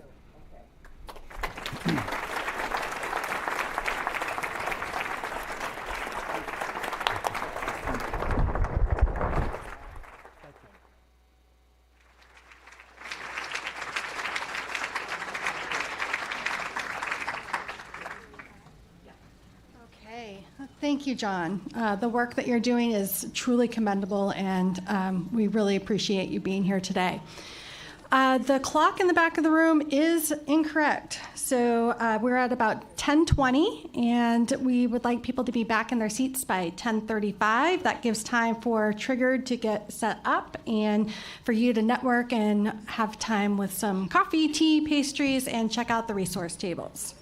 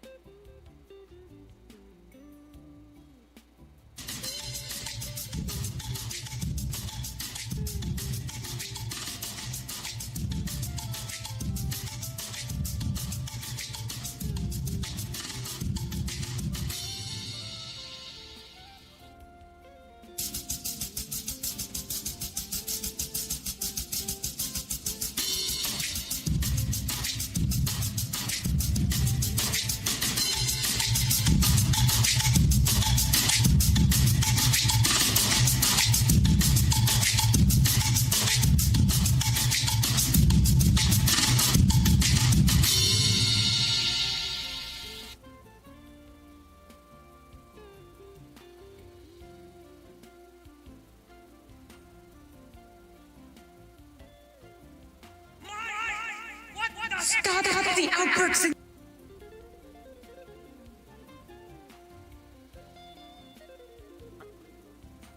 Check 1, 2.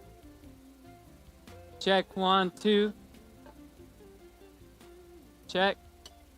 Check 1, 2. Check.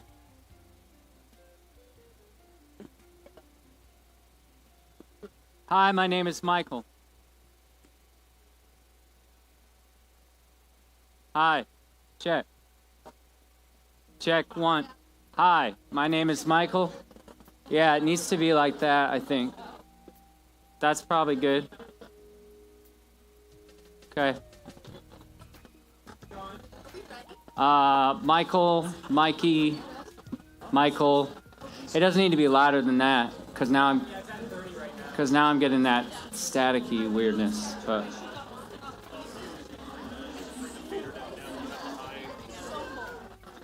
just if you'll be able to tell if you can't, and just. Can you play it here? Let's just play this one time. Yeah, that's good. Okay. You happy with that? Let's go with that. You have a little play, right? If you have to. A little what?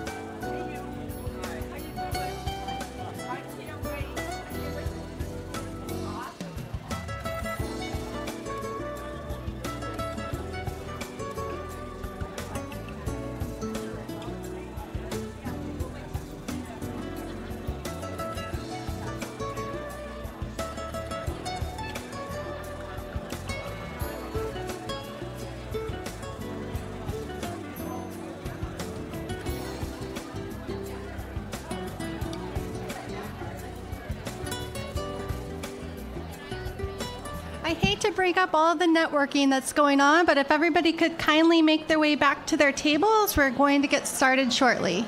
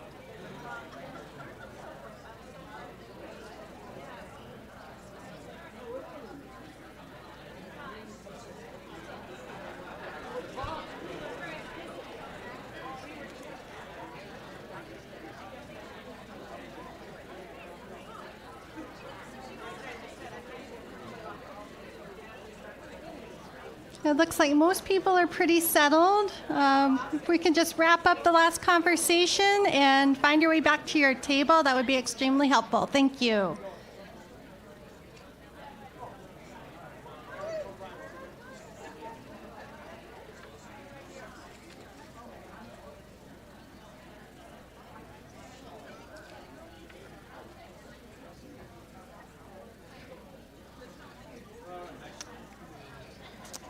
Okay, so welcome back from the break. Hopefully you were able to connect with some colleagues you haven't seen in a while. I would like to welcome former Senator Kelly Ayotte, who was joining us at the break. Thank you. We're so happy that you were able to make it today. It's now time for today's featured performance. Now, each of us have certain triggers for anxiety and stress. Today's powerful presentation of Triggered may elicit emotions, and that's okay. If anyone would like to connect with someone after the performance, please check in with either me or Deb, and we'd be happy to connect you with a touch point. I'm honored to introduce Michael Stoddard. Michael has spent the last 25 years in New York, New Hampshire, Milwaukee, Chicago, and Miami as an actor, director, and playwright. He is currently the Associate Artistic Director for Interlakes Theater, and soon he'll be the Managing Artistic Director of PSU's Tiger Touring Company.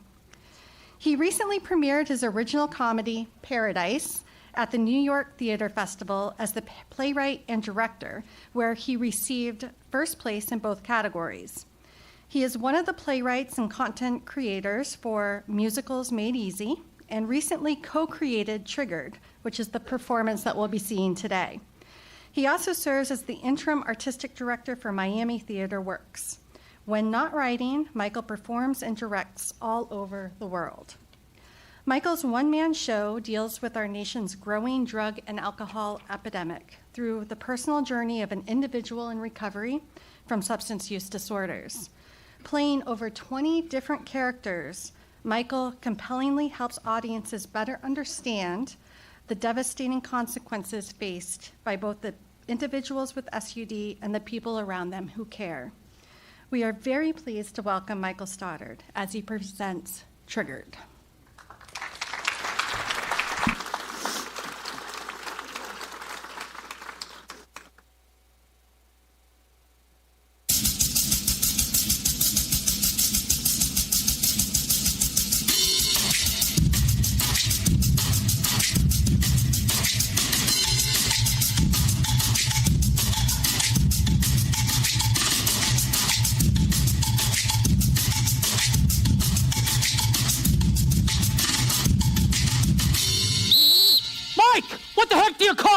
I told you to rebound it and pass it down court. Now! Do you understand what I'm saying to you? If you could just make a basket, you wouldn't be riding the bench every game. Okay, let's run it again till Mike here gets it right. This is a team game, Mike. We all have a role to play, and your role is to get the ball to your teammates who can actually shoot a basket during the game. Now hustle up! Okay, class. Who else needs extra scrap paper for... Michael! What did I say to you? Quite frankly, your class interruptions are not welcome, and they are certainly not funny. Do you understand what I'm saying? Then stop with the outbursts and sit down. There is a time and a place for your little jokes, and it is not while I'm trying to teach this class. I will see you after school again. Hey, dork! Hey, where you been today, huh? I didn't see you on the bus this morning.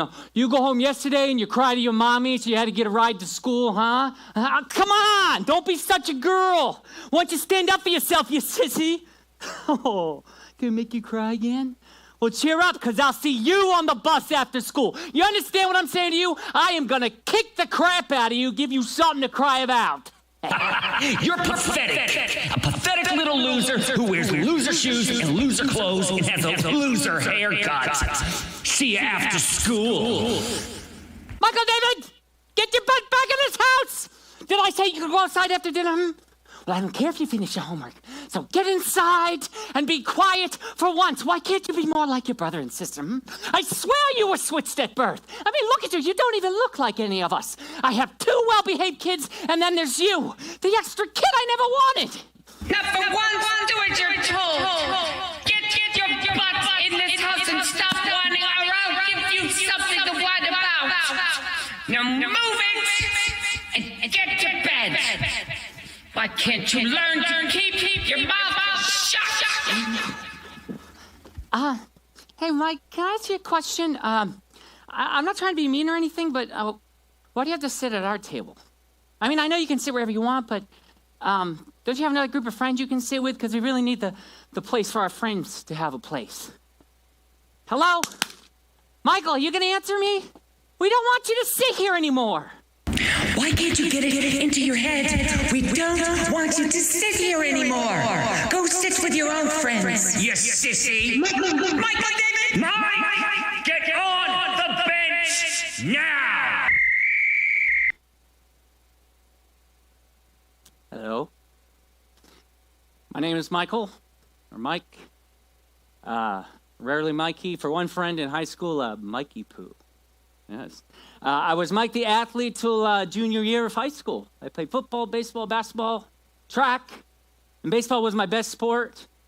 I mean, I say best because I was only ever an average player, no matter how hard I practiced. But truth be told, my lack of ability wasn't why I eventually gave up sports. It was what was going on off the courts and playing field, which eventually did me in. You ever seen that after-school special where the skinny kid gets his clothes stolen while he's in the shower in the locker room? He has to, go home in a towel. That was me. I was bullied by the players and sometimes by the coaches. Mike! What the heck do you call that? You know, it's hard to concentrate on the game when everyone makes you feel so worthless. You know? So I used humor to get people to like me, and it worked for a long time until it didn't. Stop the outbursts in class and sit down. School was hard for me. My family grew up lower class, very poor. We struggled to make ends meet, put food on the table for a lot of my childhood. I wore crappy shoes. I got free lunch at school. One year I had to wear homemade shorts. Yes, homemade shorts. This caused me to get some unwanted attention from my classmates. And in the 6th grade, this bully made it his mission to make my life pure hell. Why don't you stand up for yourself, you sissy? You know, it's hard to concentrate on afternoon classes when you're worried about getting punched in the mouth at the bus stop. And unfortunately, home wasn't a very safe place for me either. You see, I was the loud child. You know, I climbed trees. And I played sports. I loved to make people laugh. I sang at the top of my lungs. And this used to drive my parents crazy, which often led to abuse, physical and emotional. Michael David, get your butt in this house! Okay, so who can you count on when you can't count on your coaches or your teachers or your family? I mean, I stood there with my crappy shoes and my free lunch and my homemade shorts. I mean, every day felt like it was worse than the day before. I hated my life. I hated myself. And even the kids that I thought were my friends turned out weren't really my friends at all. Go sit with your own friends. Okay, so why is this middle-aged man up here telling you all this? Because these people in these situations, and the hundreds more like it, they left lasting scars. Not scars you can see, but scars on my mind and scars on my heart. Scars that ripped apart my self-esteem, and it left me feeling anxious and worthless and alone. 30 years later, I still think about how I got those scars. It's like this iTunes track that sometimes replays in my mind over and over. It's what triggered my anxiety and depression I suffered from in high school and college, sometimes today. And then it was more anxiety and more depression and more and more. And then one day, like this twig that had just been bent one too many times, finally I snapped. My name is Michael, and I'm a recovering addict and alcoholic.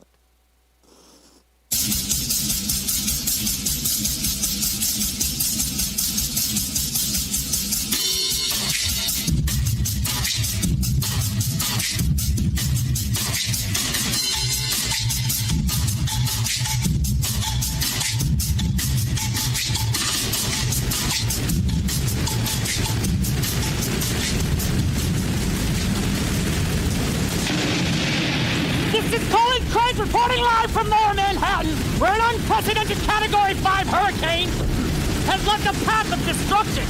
Hurricane Michael made landfall just before 1 a.m. and wreaked havoc on the tri-state area for a staggering 983 days. Residents were asked to evacuate to avoid the wrath of Michael's storm, but those who ignored warnings and remained in New York City had to shelter in place as he battered them with anger and blame and dishonesty, financial ruin.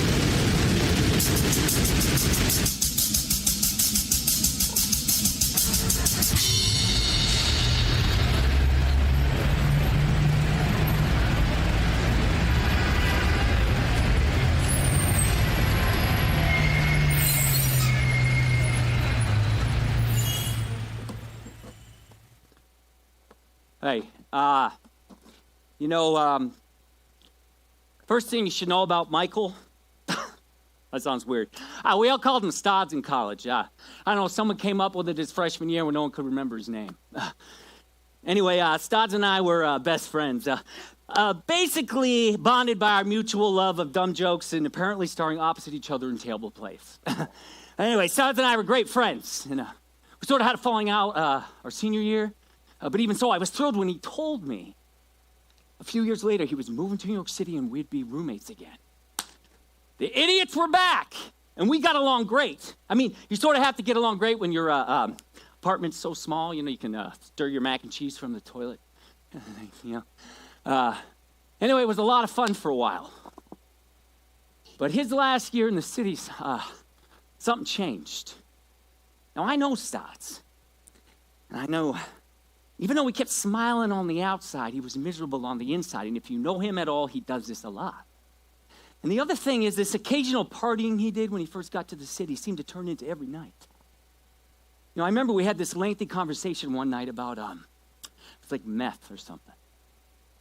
And he seemed to love the idea and hate the idea all at the same time. And that made me very nervous. But I didn't want to talk to him about drugs or the sketchy people he started hanging out with, because I was afraid of losing him as a friend again. But if I could go back, I would sit him down and I would tell him, look, I know you're closed off and I know you're upset, but these people, they're not your friends. And I'm worried about you. Oh, happy birthday, happy birthday. Oh, happy birthday to Donna. Oh, happy birthday, happy birthday. Oh, happy birthday to Donna. Oh, happy birthday, happy birthday. Oh, happy birthday. Oh, well, I would have sang along, but I was afraid if I did, you'd all leave before you gave me my cake. Well, thanks for coming to celebrate this old lady's birthday. Made it another year, huh? Guess God lost another bet. So, what time did Michael say he'd be here? Look, I don't know, Mama, all right? I'm not sure your grandson's gonna make it. He's supposed to arrive last night on the bus from New York, and he's not at the bus station. He's not answering his phone. I'm sorry. Your grandson does this a lot lately. Oh, well, I used to hear from him every Sunday. He would check in, but I haven't heard from him in months, and I just assumed he was rehearsing another one of his plays or something, you know? Look, I don't think so, Mama. I'm not even sure the last audition he went on. He said you, to get up really early and wait in these long lines, and he doesn't get home from the restaurant till 2 a.m. He's too tired. Look, I'm sorry. We don't really hear from him either.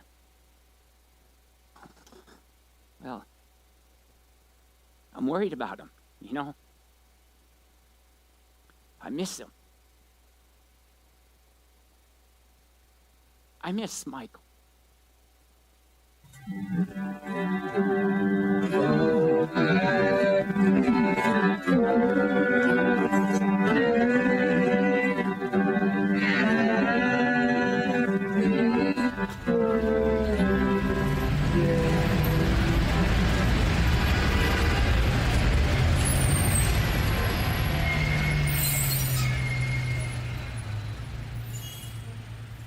You know, I hate saying this. There was a relief when Stoddard said he was leaving New York City. You know, I was heartbroken at how fast it happened, but, you know, we all make our own choices. We all follow our own paths. And New York was leading him down the wrong one. You know, I know Stoddard has lost a lot of friends over the years, but to me, he's still the same guy. And I know if I ever needed anything even today, he would be there. I think he knows the same about me.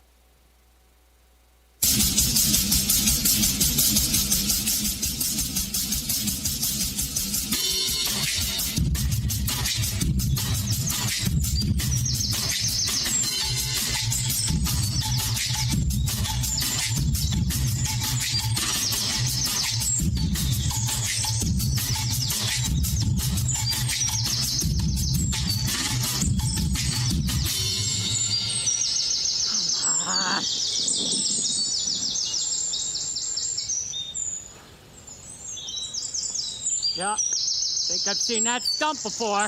Yep, right back here where I started. Just every time I think I found the way out, I end up right back here. Just over and over, round in circles I go. Just me and the stump. Or maybe the stump knows the way out, huh? Hey, Stump, you know the way out of the woods? Now I'm talking to a stump. Officially crazy. I'm out of my mind and I'm lost again. God, I'm such an idiot. No, no, no! No! Oh! Jeez! Oh, fantastic! Now I get to be wet, too! Is anybody out there? Is anybody out there? What are you looking at? All right, just focus, man. Focus! Now, why do you always have to be the big shot, huh? Why do you always have to prove that you can do it alone and that you don't need any help? Well, look at where it's gotten you, man. You are wet and you are stuck and you are alone again with no way out and no one to help you.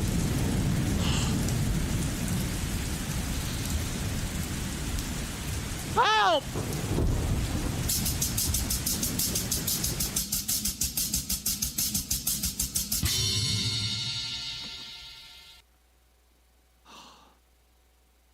So I was completely lost in New York. So I left. I moved back to New Hampshire where I was born and went to college. I remember in my senior year of college, this professor says to me, he says, "Michael, anyone can make it in New York, you can." And there I was 5 years later, crawling back with my tail between my legs. I mean, the truth be told, I was miserable in New York. So why was I forcing myself to stay in this place that made me so miserable? I mean, I guess I felt like I was letting everybody down, you know, or including myself. But little did I know, leaving New York was the best decision I could have made. You know, within 3 weeks, I was enrolled in a master's degree program. I had another job directing the show and another job teaching. I had stopped all drugs and drinking at the time, not because I felt like I had to, but like because I was happy.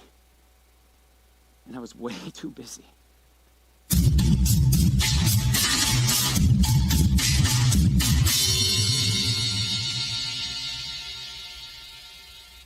Michael turned out to be this amazing director and choreographer, which is why I was thrilled when he told me he was going to come back to New Hampshire for the summer and we'd get to work together again. You know, his wit and his humor engaged the kids. He was easy to work with and he was a lot of fun. But that summer was different. He was different. You know, he was combative. He was unfocused, definitely off his game. You know, at the time I was still in the dark, unaware of his substance abuse problems, but I knew we had a hectic schedule, and I thought that was just it. That Michael had finally taken on too much, even for Michael, who seemed to always take on too much.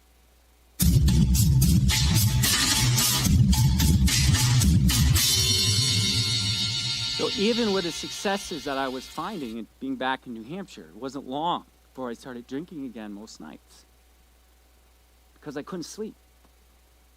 Couldn't turn off the anxiety and depression. You know, I was not going out. I was not going out and having fun at bars. I was sitting at home alone, drinking heavily, using it like medication to stop this inner Michael that just like beat me down. It wasn't long before things looked exactly like they looked like in New York, except this time was different. My drinking was different.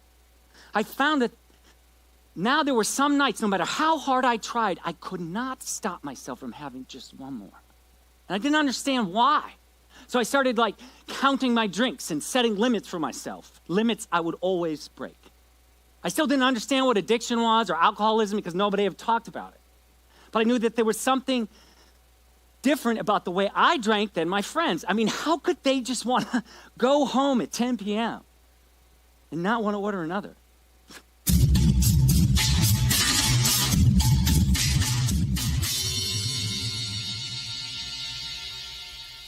So it was early in the morning when I got a call to go pick up Michael from the hospital, from our mutual friend Andrew, after a few days of drinking, some drugs. You know, this incredibly young man was in trouble. And as one of his mentors, I struggled with, how do I help him? How do I be there without being too much? What do I do and what do I say? And I felt very helpless.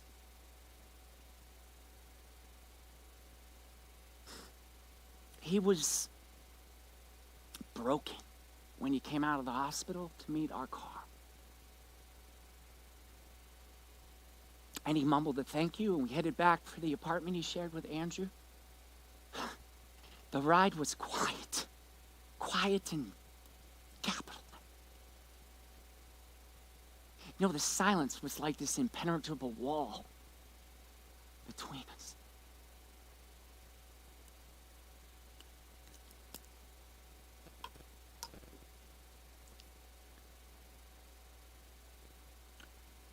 When you feel like you're becoming two people, you know, there's this good person that you know that you are inside, and then this monster that you become when you drink. You feel trapped and confused and like you're literally being pulled apart. You know, I was hiding something that I couldn't control and I didn't understand. I mean, I thought I was hiding it. People in my life started to notice that something was changing, and I didn't like it. I felt uncomfortable and exposed. You know, so like this cornered animal, I had two choices, right? I could face these fears, and I could fight this. Or I could run. So I got a job in Milwaukee. I moved far away.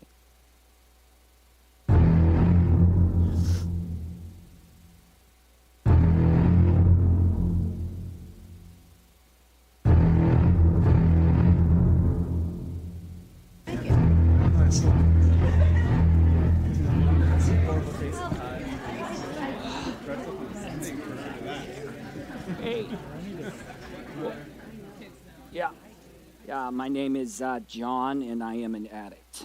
Hi, John. Now, you see, we got a lot of newcomers here today, so I thought I would share something that I needed to hear when I first came through those doors of Narcotics Anonymous and got clean and sober 34 years ago. No. I still do this one day at a time like everybody else. You know, when I walked through those doors for the first time, this old timer came up to me and he said, anything you put ahead of your sobriety, you will lose. You see, addiction, it's like this monster that lurks in the shadows, okay? And he is doing push-ups all the time, waiting and getting stronger. And even if you're like me and you've been sober for over 34 years, guess what? He's still there doing push-ups. He is waiting for me just one day to give into the, hey, you know what? My life's pretty good now. So I stopped going to meetings and I stopped doing what I need to do to treat my disease every day. But you know what? But then suddenly I have a bad day at work. But I got no support. I got nobody to talk to. And before I know it, I am in an alley scoring drugs, lying to the family I used to always put first. And losing that job, I just couldn't seem to put after my sobriety. Being clean and sober must be the most important thing in your life, or you won't have anything left in your life to lose. That's what he told me. Now, the other thing that I needed to hear was that, you know, this is not a choice. This is a disease, you know. This is a terrible disease, just like cancer or diabetes. Or this is a terrible disease that tries to convince me every day that I do not have the disease. You know, and I have to do everything in my power to treat it every day or I will die. You see, an addict and an alcoholic's brain reacts differently to drugs and alcohol than a normal person's brain. And I'm not just blowing smoke up here, all right? It's been studied. And, you know, when an addict or an alcoholic touches drugs or alcohol, the part of his brain that controls reason or everything else we use to make good decisions literally turns off. Once that part of my brain goes dark, all I can think about is wanting more and more and more and more and more, and nothing else matters to me.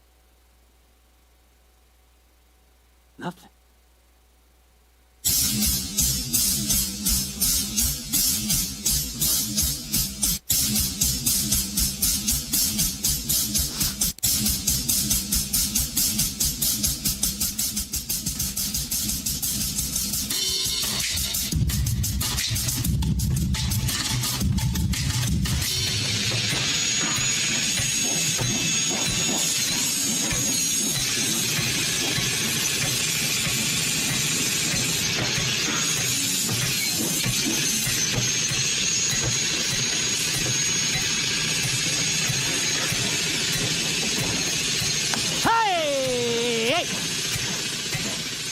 Introduction to Woodshop. I'm your guest teacher today, Mr. Burns. You can call me Mr. B, all right? All right. Now, who here is ready to learn about some basic tools we need to be successful? Did we run out of coffee at the coffee bar back there? Are you ready? Oh, okay, there's a pulse in the room. Now, every great carpenter, he's got a tool belt full of tools he can pull out depending on what triggers he is facing that day. Triggers. It's on the wall there. What's a trigger mean? Put it in your own words. Come on, table 23, you won that quiz. Let's hear you. Yeah, you ain't so loud anymore, are you? What's a trigger mean? Okay, something that sets you off. Very good. Okay, see, that's why they won over there. Who else? What's a trigger? What does it mean if something triggers you? Going over here. What? Okay. Ooh, catalyst. All right. Yes, a trigger is a catalyst. Yes.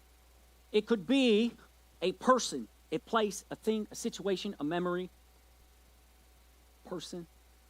It is something that causes or triggers, in this instance, an addict or an alcoholic to pick up and use again. Now, addicts and alcoholics, they got lots of triggers. We all got lots of triggers for different reasons, right?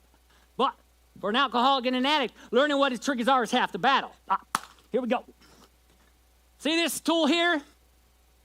What is this tool used for? Ha!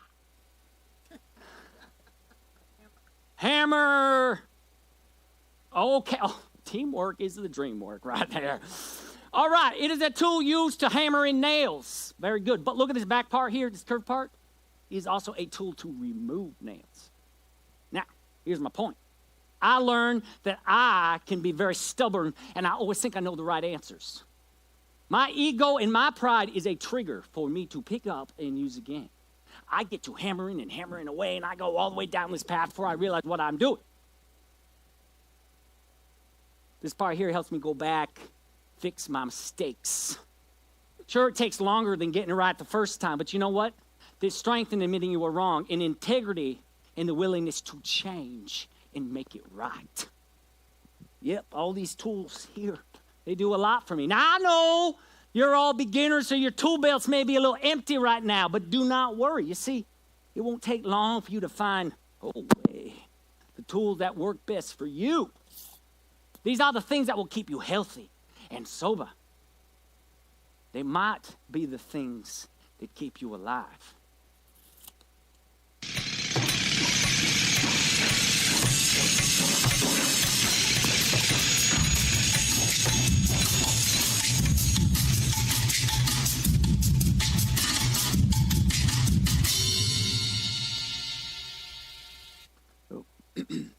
People just expect you to understand, what alcoholism is and addiction is, except no one really talks about it. No one talked about it when I was a kid. It was the disease that shall not be named. When I first got to Milwaukee, I didn't think I had a problem. I still didn't understand. I thought I was battling anxiety and depression. And if I could just be happy, then I wouldn't want to drink anymore. And for the first couple years, that was true. I was so busy. My work ethic was so strong, I did not have time for getting into trouble and drinking. But then the dreaded year 3 kicked in again. You see, I developed a good reputation in Milwaukee. But I was alone, and I started to be miserable, and all those uncomfortable feelings started to creep their way in again. So I started to self-medicate at night to shut them down. Before I knew it, things picked up again, right where I left them in New Hampshire. I felt like I was the main character in that novel, Jekyll and Hyde, There was Jekyll, this kind and this honest teacher. And he loved his students, and he loved his coworkers. He would do anything to help a friend in need. He was on time, he was on task. He had a passion for what he did. But then there was Hyde.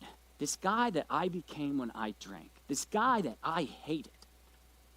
This guy that had to spend half his day trying to remember what he did the night before. And then when he remembered, he'd have to spend the other half of his day apologizing for his mistakes. I hated this guy. I didn't want to be anything like this guy, except I couldn't stop. I couldn't stop. I felt trapped.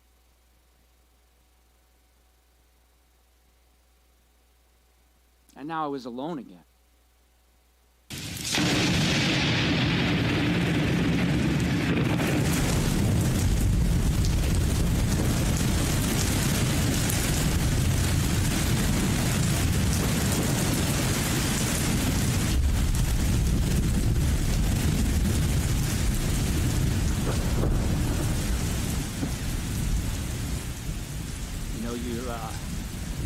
Alcohol has ruined the trust in our relationship, Michael. I've heard so many lies, I can't believe anything you say anymore. And I'm not saying you maliciously lie. People lie for all kinds of reasons. And I have to think that that's what a lot of this has been over the years, that you're too proud to admit who you are and what you've done, and all these lies are a way to compensate for your ugly disease. But you know what, Michael? A lie is still a lie. And they have bled in every part of your life, and you have lost your jobs and a lot of your friends. I want you to get the help you need and fight this disease once and for all, and do it for you, but do it for mom and dad, and do it for me, and do it for all of us. You know, I am tired, sick and tired of getting mad at you just for making other people cry.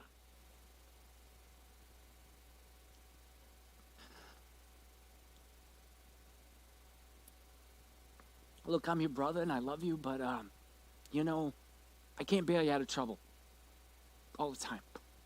And I cannot make sure that you stay alcohol and drug free, all right? You got to do it for yourself.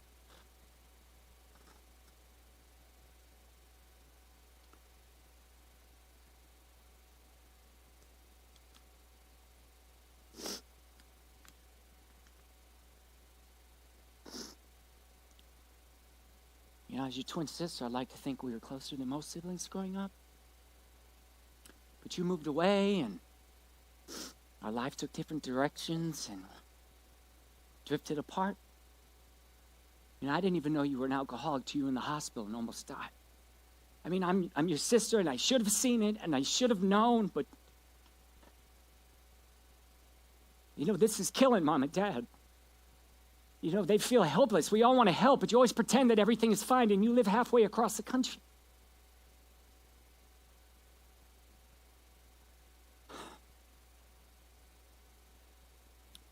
You know, I've cried more tears for this guy. He used to make me laugh till my cheeks hurt. But I hold on to hope, you know, that one day you'll get the help you need. Maybe I'll get my brother back.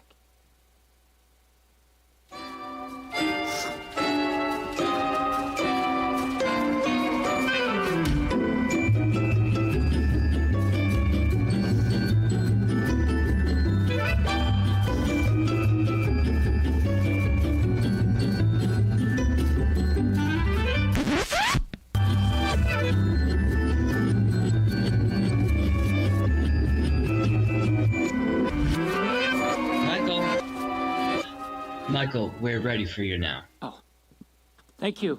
Thanks for taking the time to meet with me. Yes, my name is Michael. Grew up in New Hampshire. I recently graduated with my master's degree. Yes, I'm hardworking. Yes, I'm on time. I'm punctual. In fact, I tend to be early to everything. I love to collaborate with others, and I'm eager to learn.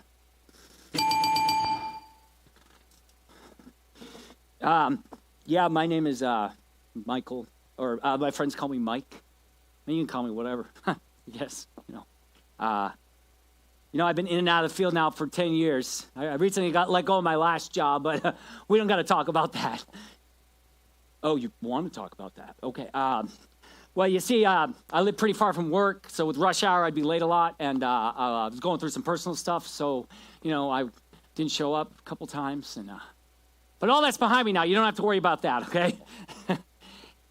Hey, by the way, what time does the workday start here anyway? Experience? Well, I don't have any full-time experience yet because I just graduated with my master's, but while I was getting my degree, I would freelance all over the state. I would have 2-3 freelance jobs, all while taking classes. So I excel at multitasking.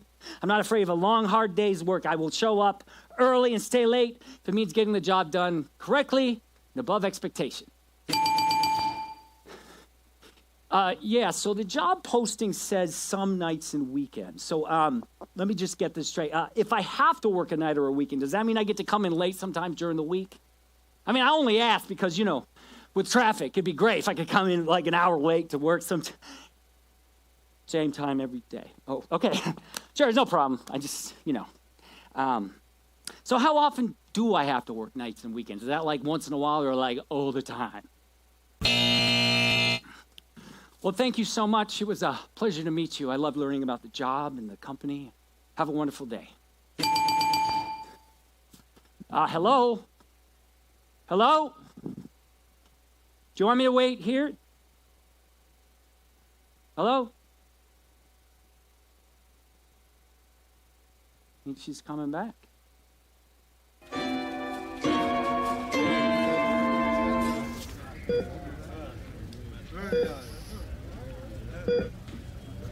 Paging Dr. Battaglia, call extension 198. Dr. Battaglia, extension 198.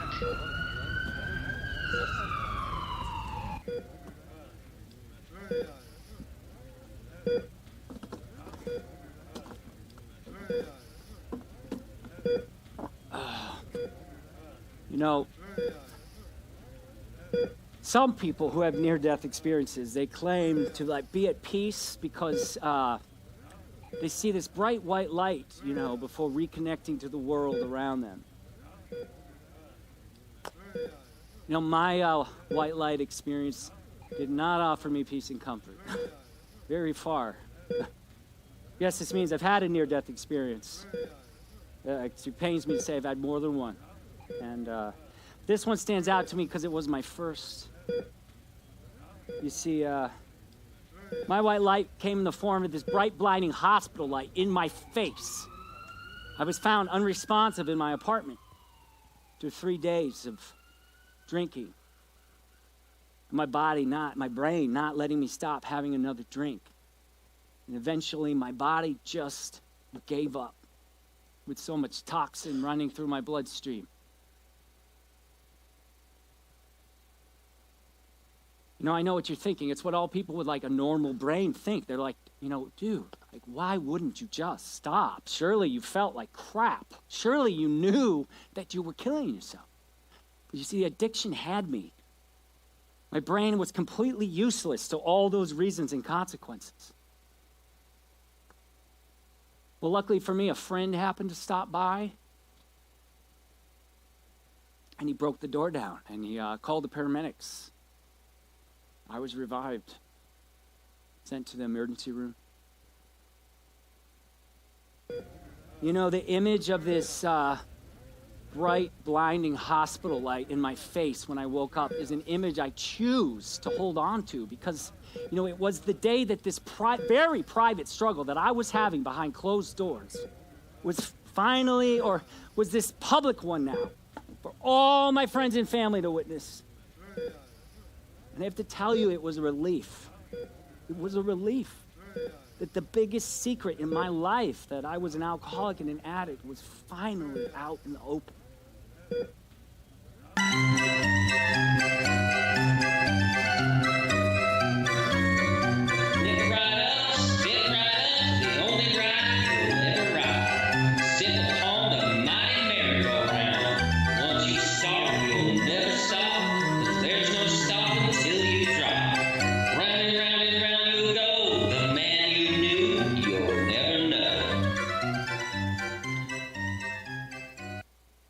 Oh, that's him right there. Yeah, that's him. Right there, the guy in the plaid shirt. Yeah, that's my Uncle Mike. Yeah, he's been stuck on this ride now for like 8 years. And I come here to watch him sometimes, even though my mom doesn't want me to.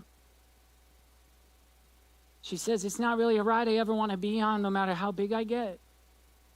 But I come here anyway, you know, because I miss him. And I hope maybe today's the day he finally gets off. We can do something together like we used to.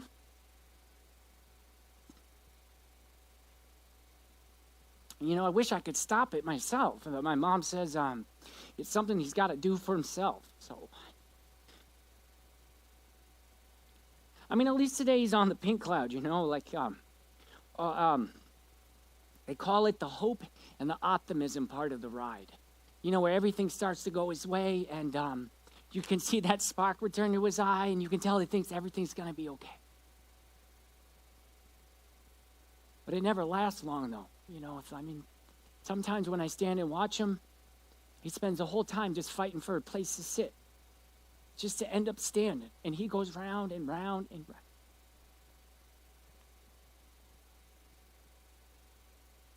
You can tell he's anxious and he's tired, and he just wants the spinning to finally stop.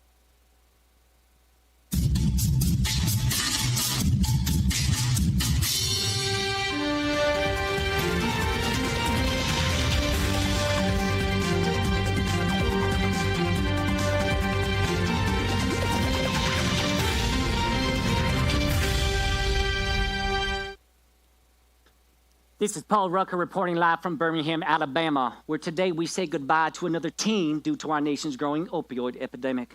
This morning, the former governor of Alabama found his daughter Jessica unconscious in her bed with what appeared to be half a tablet of oxycodone, which is actually a pill laced with a deadly synthetic opioid, fentanyl, which is 50 times stronger than heroin. Paramedics were rushed to the former governor's residence, but sadly, Jessica was pronounced dead at the scene.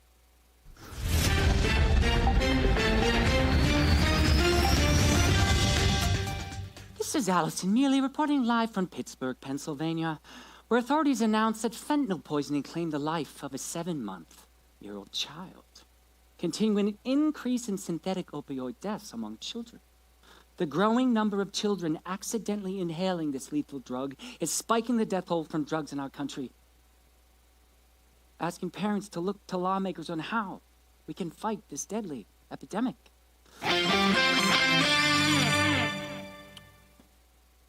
This is James Reardon reporting live from Washington, D.C. Today, the Center for Disease Control and Prevention, or CDC, announced that approximately 107,081 drug-related deaths occurred in 2022, with the majority attributed to the deadly synthetic opioid, fentanyl. Protests are being reported in many of our nation's capitals as families are saying enough is enough. Something must be done.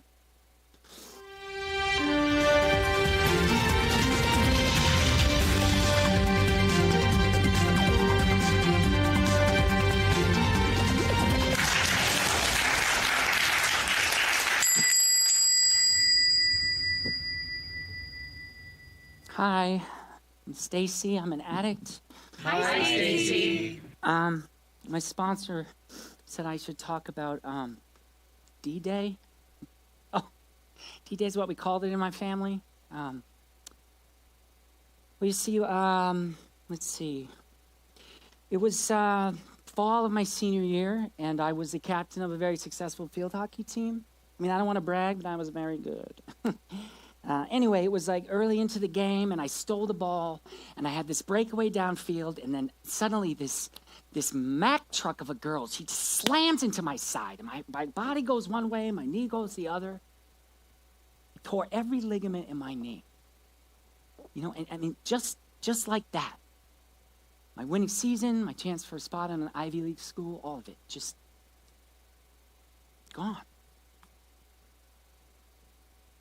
You know, so I was physically in agony. I was emotionally devastated. So after the knee surgery, the surgeon, he prescribed me oxycodone, you know, the strong painkiller you can get. Oh, it took away my physical pain. It also took away my disappointment and my anxiety. And I wish I could go back and never touch that stupid pill. I mean, it ruined everything.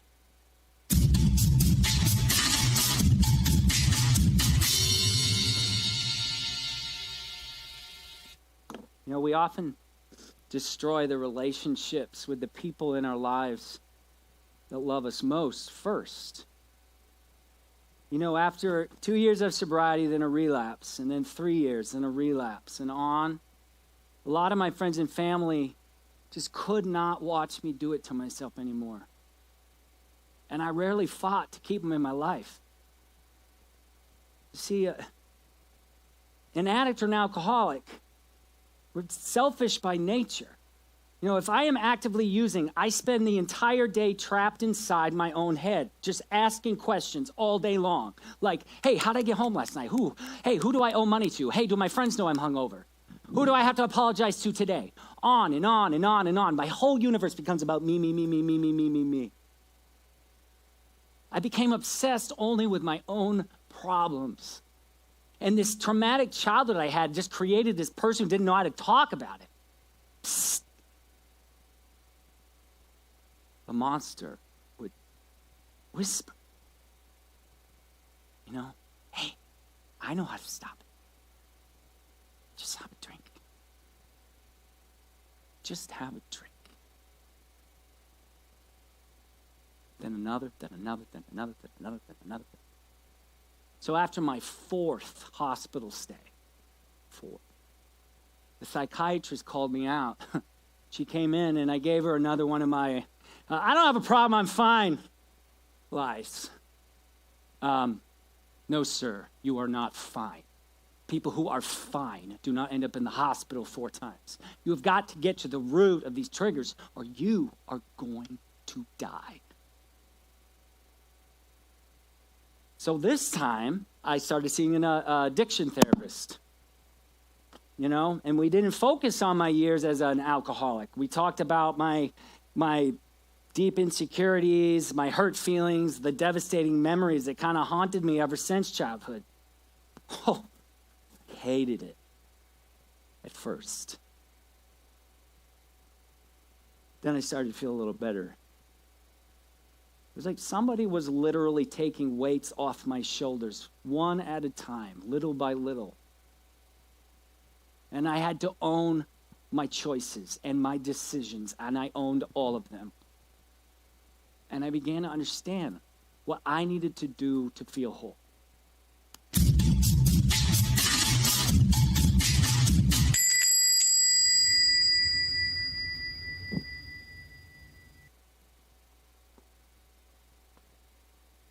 So to make a long story short, I became addicted to those pills. I began sneaking around my friends, willing to do anything. I even stole money from my dad to buy drugs. I became obsessed with getting the fix that I needed to function. So fast forward to the night before graduation, and me and some new friends, they introduced me to the only opioid we could get our hands on. Heroin. So there I was, in some strange apartment with some questionable adults I did not know, shooting something into my arm. Me, the varsity athlete, me, the perfect daughter, me. And I woke up with my parents by my bed, with tears in their eyes.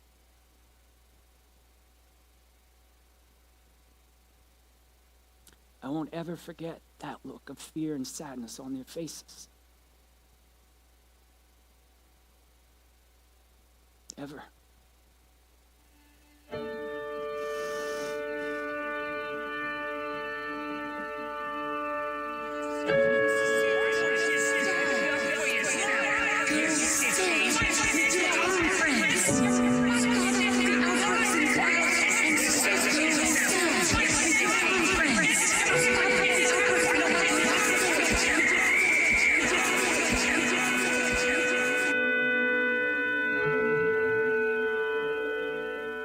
See, we all have monsters. They lurk in the shadows. We prey on the things that we keep buried deep inside. Those things that make us want to give up and run away and hide. And for me, running took many forms. It was literally uprooting my life and moving across the country. It was ending relationships with people got just a little too close. It was pumping my body so full of toxins that I was dead inside and I no longer cared. They are all forms of running. But there is a better way. There were people in my life who wanted to help me if I would have let them. You're my brother and I love you. You have to stop hiding and talk family. about it. There's no reason to face this disease all by Let's start yourself. at the beginning and get to the root of where these feelings of insecurities come from. We need to treat the triggers to treat the disease. You need to allow others into your life so they can support you. We just want you to be happy. You're not alone, son. You have so much inside you, Michael. So much to believe in and so much to give. You need to start believing and giving to yourself. We're glad to see you back in an NA meeting. We don't care if you've relapsed. We just care that you found your way back. Why don't you share first?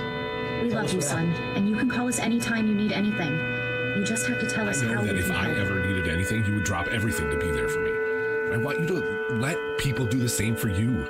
You don't have to do this alone, man, because you're not. Took me 3 decades to understand 3 simple things. Stop running. Start trusting and to keep talking. The addiction monster is not my friend, no matter how much he tries to convince me that he is. And he is powerless if I stand shoulder to shoulder with the people in my corner. See, living this life of hiding and running is not living. It's like this hamster wheel that was just going round and round, and I was chasing nothing. I could never find a way out. So whether it is the people in Alcoholics Anonymous or Narcotics Anonymous, maybe it's an addiction therapist, maybe it's a teacher or a counselor or your best friend, your parents, a son, a daughter. You find the people in your life that you can count on your good days, but also on the dark days, right? When the monster starts to creep closer. If you're lucky, you've never gotten into drugs and alcohol and you've never met your addiction monster. Well, don't go looking. Because his reach is long and his grip is tight. And you just stay clear no matter your struggles. Because life will continue to happen. And just because I stay sober does not mean my life is just going to be rosy, because it's not. But I've seen people stay sober through the loss of jobs, through the death of family members, through battles with cancer. And they do so because of the love and the friendship of the people in their lives. But it's up to me to invite these people into my recovery. And it's literally why I'm standing here today. To help me stay sober by helping you see that drugs and alcohol are not the friends you want to lean on no matter what. So, you can trust me. Think about your friends, your real friends, your family, and those teachers and those counselors and coworkers, the ones that you can count on. And you just hold on to them.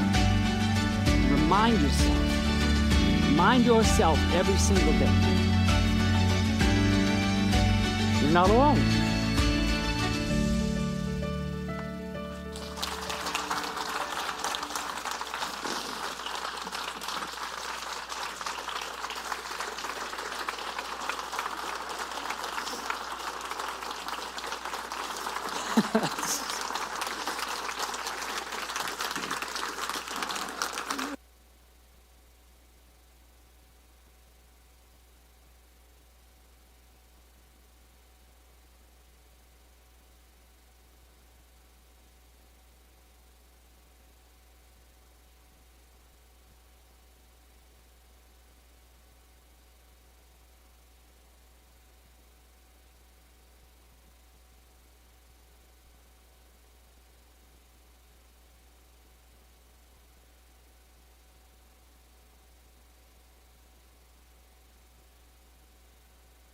Okay, another round of applause for Michael for such a powerful presentation.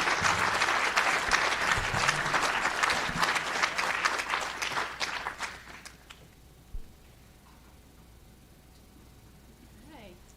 Well, we're nearing that part of the agenda where it's time to offer us your feedback so we can start planning for next year's summit. If you can take a peek in your packets, we have an evaluation form. If you'd rather use the QR code, for those that can figure it out, we do have a digital version. So no need to complete it now, but just sometime between now and the end of the summit. We would truly appreciate that. And one note, Triggered is touring across the state. So if you are interested in bringing it to your community, you can either touch base with Michael and his team or go to the PSU website and you can find all the information there.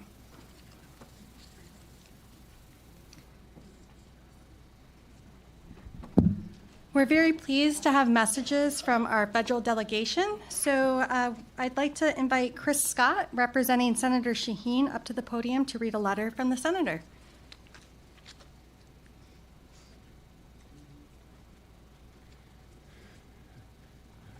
Thank you. I was afraid this was going to happen. I don't even know how you follow that.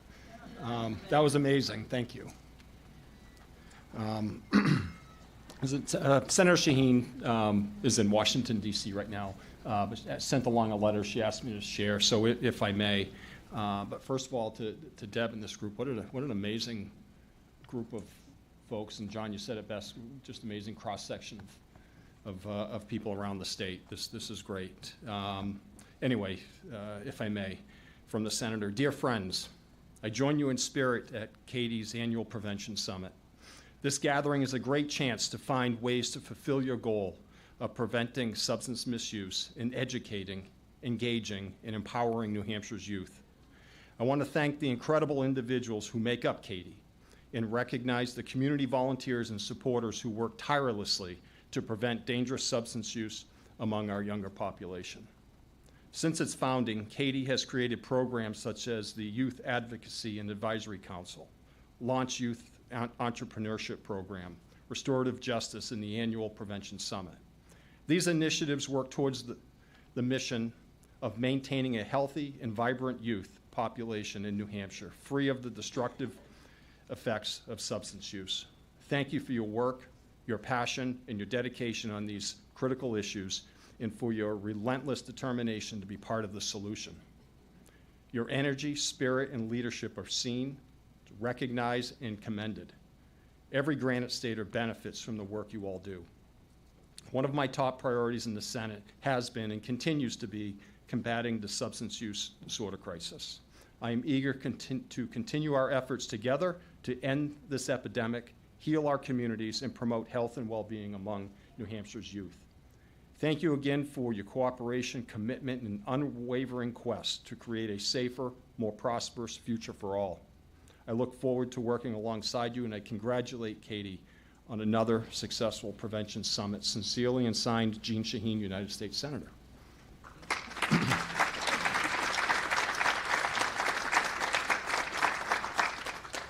Thank you, Chris. Next, I'd like to invite Erin Cotton to the podium. She is representing Congresswoman Custer and has a letter to share.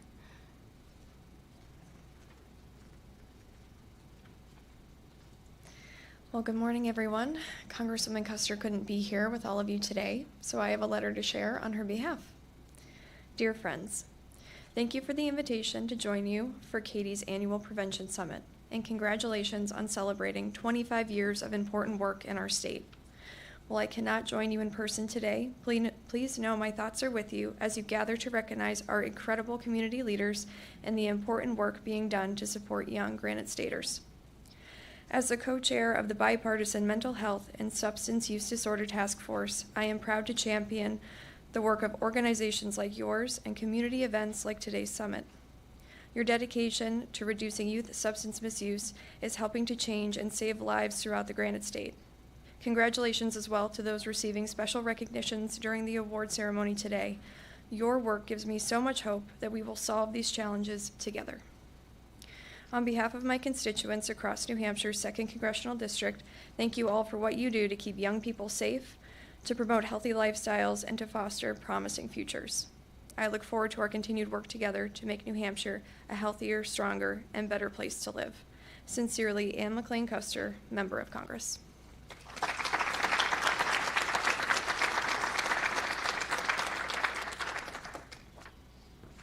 Okay, well, now we are on to the most special part of our agenda. We love this. It's a time for us to recognize our youth and our community partners with our awards of recognition. So at this time, I would like to invite Liz Brochu, CADY's Senior Director of Programs, up to the podium. She will be kicking us off with a presentation of the Youth in Action Scholarships.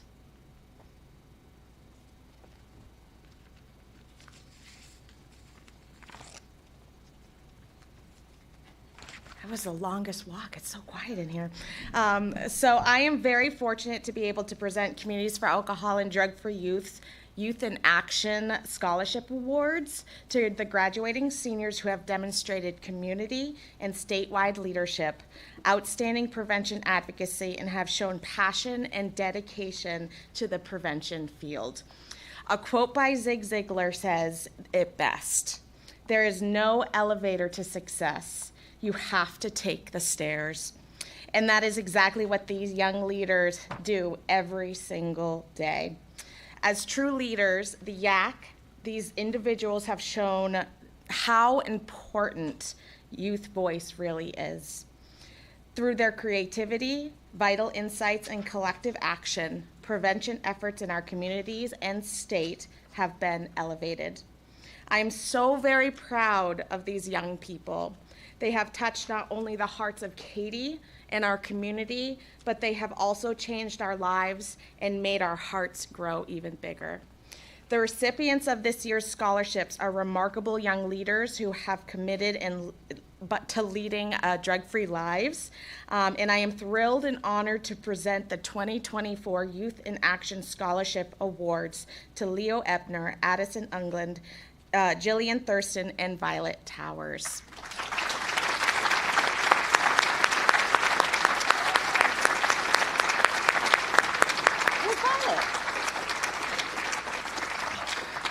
All right, so, and we also have Leo and Jillian are actually taking an AP exam at high school. So we totally understand why they couldn't be here today, and we wish them luck for their exams. So.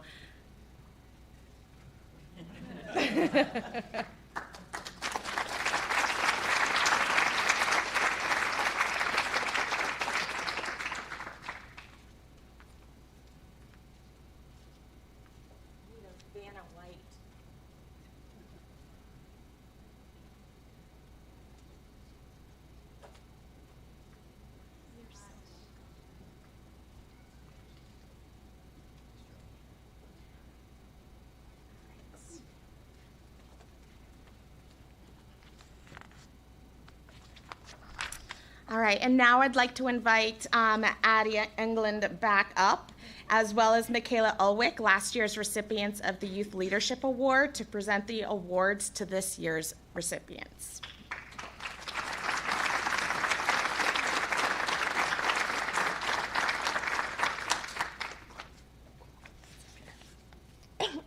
Excuse me, sorry. Good morning. On behalf of CADY, I'm honored to introduce the recipients of the 2024 Youth Leadership Awards. Youth engagement is at the heart of CADY's work, and this award recognizes the commitment of young people to preventing substance misuse among their peers. The Youth Leadership Award is presented each year to an outstanding young leader who makes a significant difference through prevention advocacy in their community. This year's award will be presented to not one, but two young leaders who exemplify the true nature of a youth advocacy. According to the late Robert F. Kennedy, the purpose of life is to contribute in some way to make things better. As members of CADY's youth programs, Lucas Legacy and Elizabeth England have demonstrated action and advocacy to positively impact their peers and community.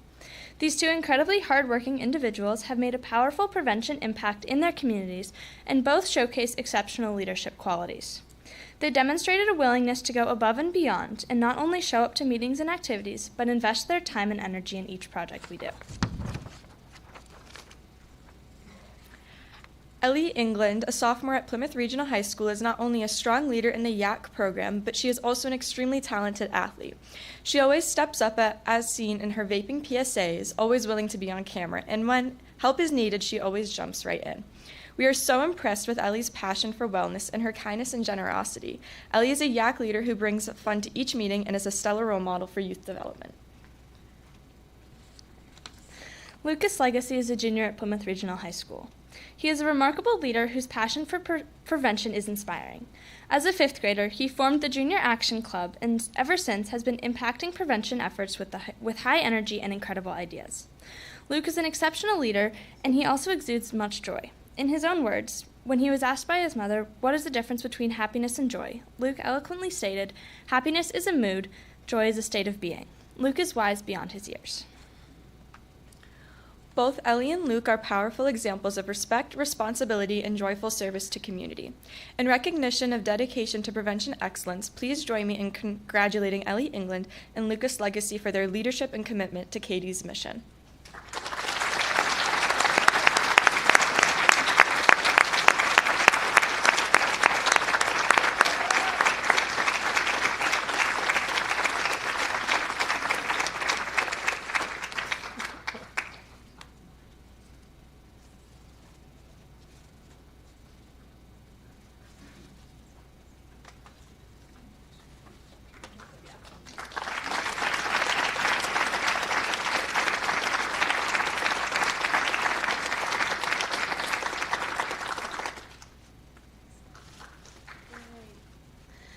We would now like to invite CADY board member Bill Ludy to the podium to present the Legislative Advocacy Award.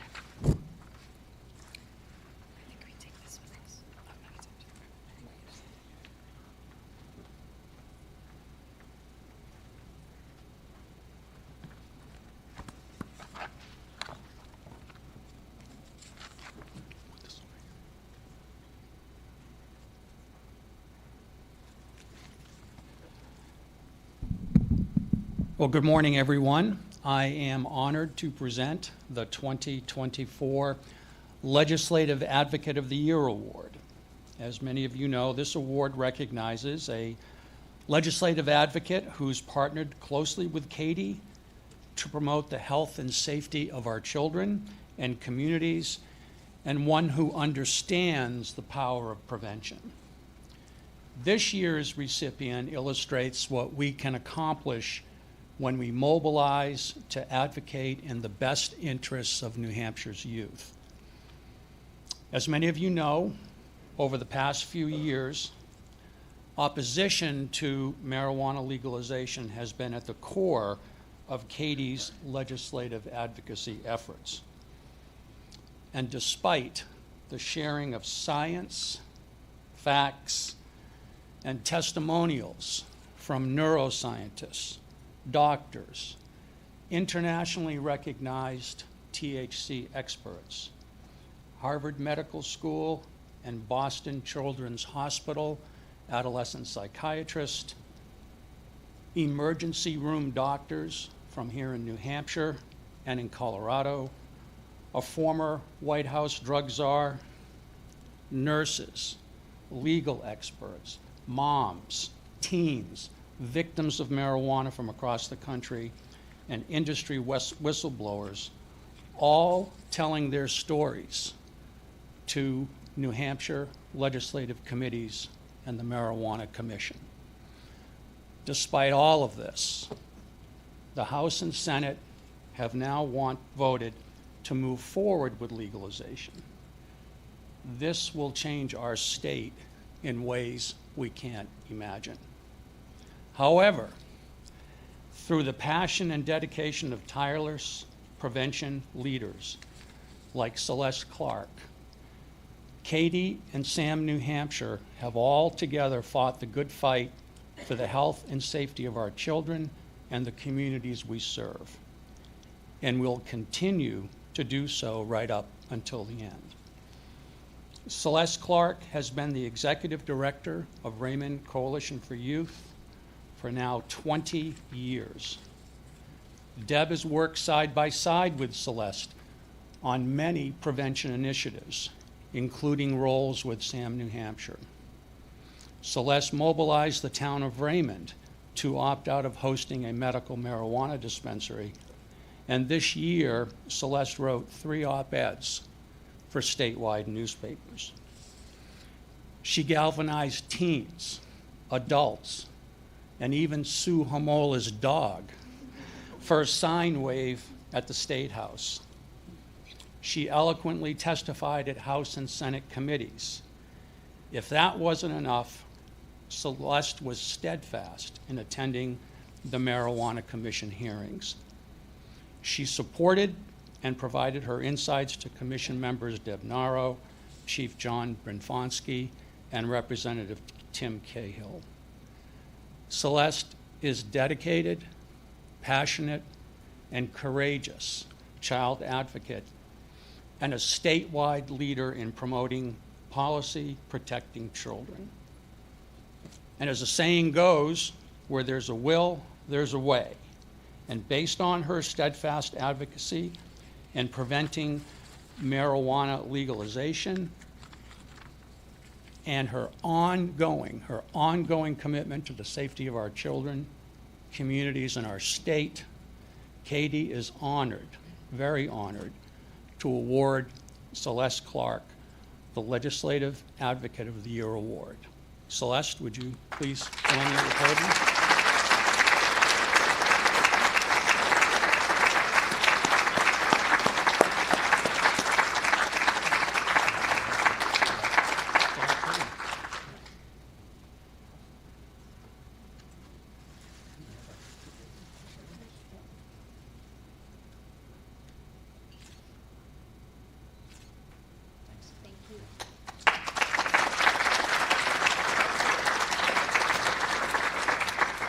And would Allison please come up to present the Community Partner Award? Where are you, Allison? Oh, there you are.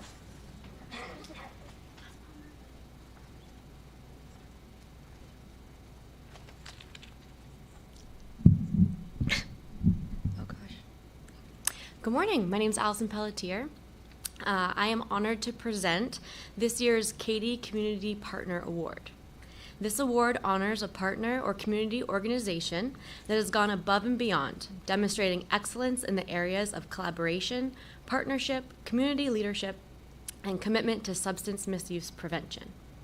This year, we are proud to recognize Dawn Schimberg as someone who embodies the true spirit of collaboration. Over the years, Dawn has been a stellar partner and friend of CADY's. As the director of the Youth Assistance Program in Tilton, Dawn has dedicated 35 years to providing educational substance misuse intervention and restorative justice services in the communities of Tilton, Northfield, and Franklin. In 2023, Dawn contributed her immense expertise, humor, and calm demeanor to supporting our most vulnerable youth in the Pemmy-Baker, Lincoln, Woodstock, and Newfound regions by helping to close our restorative justice coordination gap over a 6-month period. Without Dawn's willingness to step in, our capacity to take on referrals would have been limited, thereby reducing the number of youths receiving support services during a time when they needed it most. In addition, Dawn served as my mentor in my onboarding as CADY's new restorative justice coordinator. Having Dawn in my quarter allowed me to hit the ground running.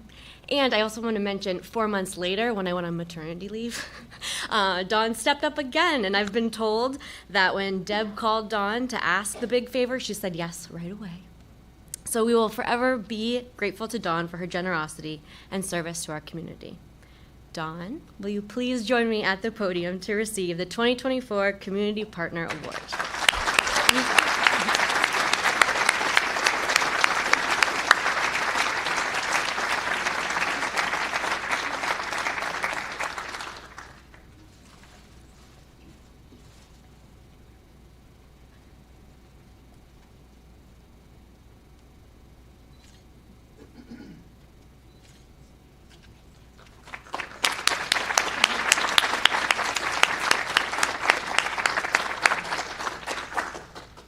Now I invite Sarah Roberts and Carolyn Pietadosi to the podium to present the Mary R. Cooney Award.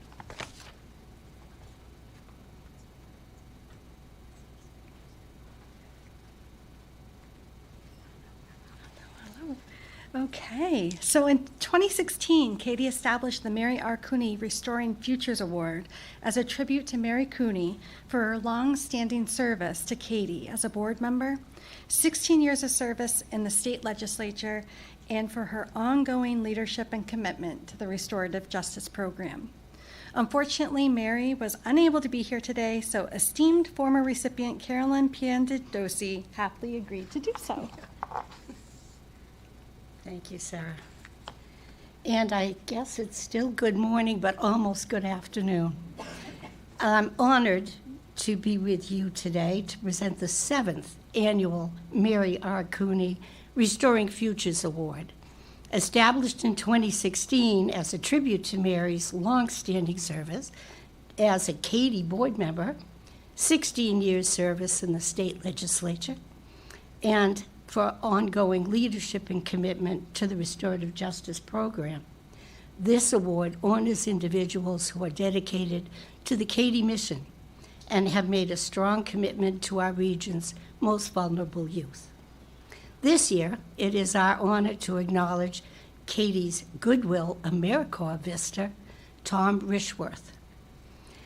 Gandhi once said, the best way to find yourself is to lose yourself in the service of others.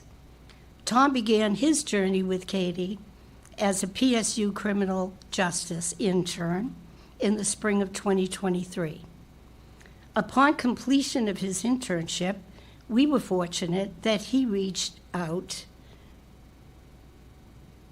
that he elected to pursue a year of AmeriCorps service, requesting placement with CADY for the 2023-2024 term. AmeriCorps Vista is a hands-on volunteer program designed to provide real-world experience to college graduates. However, personal sacrifices are required on the economic side with a nominal living stipend. As we reflect on Tom's many contributions to CADY, top highlights include serving as a restorative justice panel member and providing program support to our RJ coordinator, Allison Pelletier. Tom also co-taught the Lions Quest Social Emotional Learning Program at the PEMI Youth Center and provided technical support to various YAC outreach campaigns. In addition to his service at CADY, Tom has logged numerous volunteer hours over the past year dedicated to the coordination of youth robotics tournaments throughout New England. We are very grateful for the time and contributions Tom has made to the youth of our region and acknowledge his dedication to service with the Mary R. Cooney Restoring Futures Award. Tom, please join me at the podium.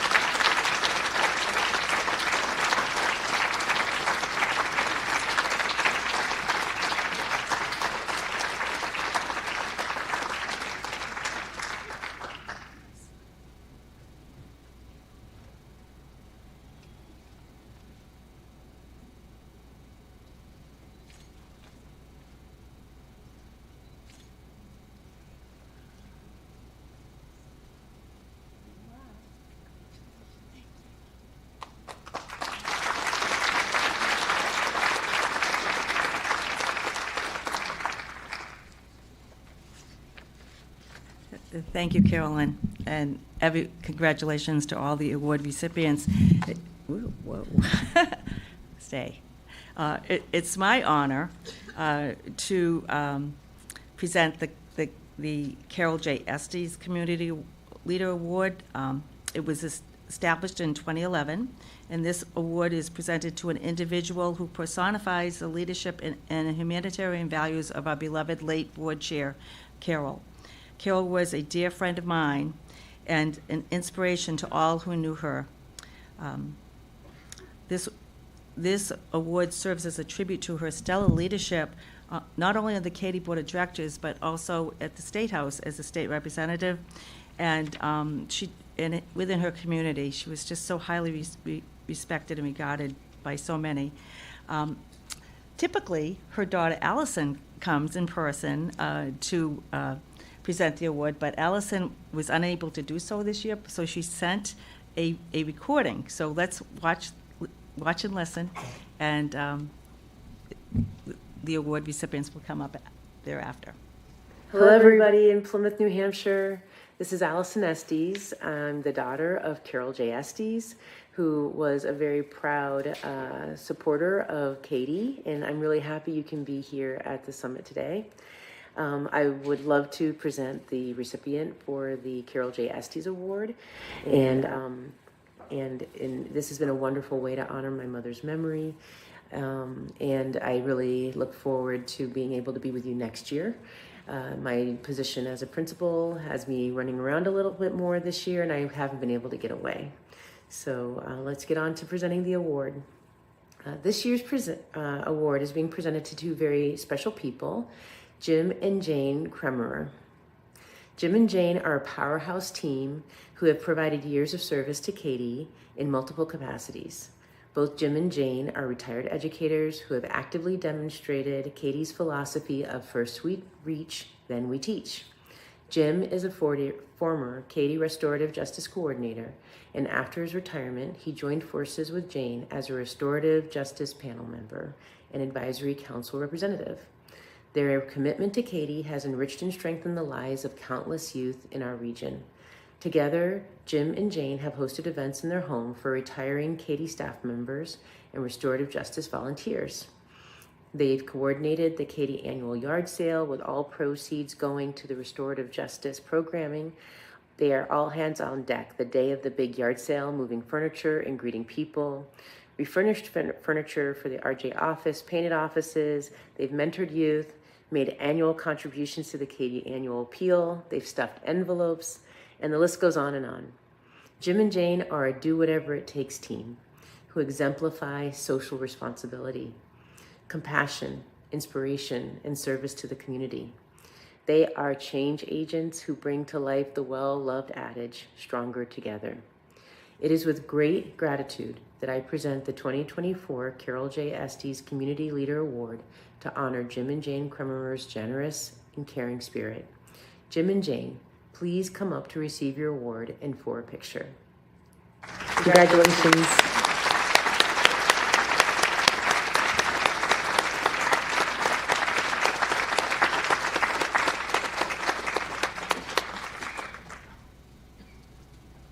This is for you two to share.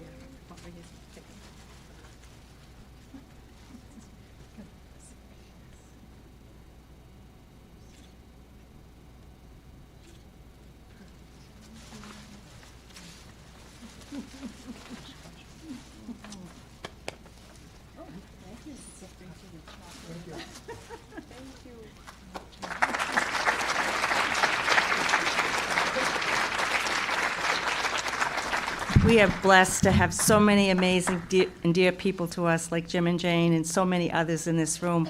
We just can't say thank you enough. I now have the great pleasure to present the John W. True Award for Prevention Excellence, established in 2004. Wow, it's been that long. As a tribute to John True, CADY's beloved late board member and former SAU 48 school and superintendent. This award recognizes an individual who has demonstrated an ongoing commitment to CADY's mission to prevent and reduce youth substance use with excellence, demonstrated through personal commitment, community leadership, and direct action to stem the tide of teen substance use. In his leadership book, Adapt or Die, retired Lieutenant General Rick Lynch states, "If you're not happy with the circumstances, don't just accept them. Go out there and try to change them." This year's recipient of the John W. True Award, John DeLena, models this concept through his tireless efforts to combat the evolving opioid epidemic, with an emphasis on preventing the nationwide spread of fentanyl-laced counterfeit pills. John DeLena, second in line of command at the federal DEA, is one of the strongest youth prevention advocates this country has ever seen. When he was Deputy Special Agent in charge of the New England Field Division, he organized a youth summit on opioids with over 8,500 New Hampshire students in attendance and an additional 35,000 attending via live stream. The U.S. Attorney General called this event the beginning of a national movement. John DeLena isn't the type of person who is going to sit back and wait for someone else to take the reins. Through his leadership and diligent efforts, John utilizes an upstream approach to prevention, focusing efforts on eradicating the surge in counterfeit pills at the source, while at the same time raising community awareness on the message that one pill can kill and does kill. John has been a strong CADY supporter and attends the summit every year and served as this year's powerful keynote.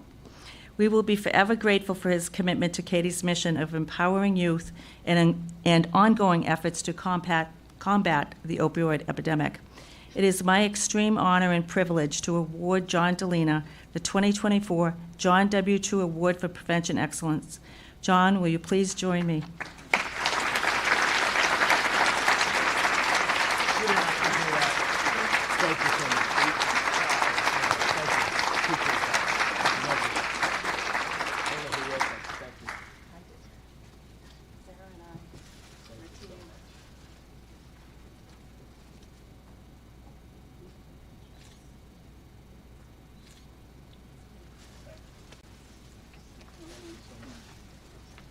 Thank you.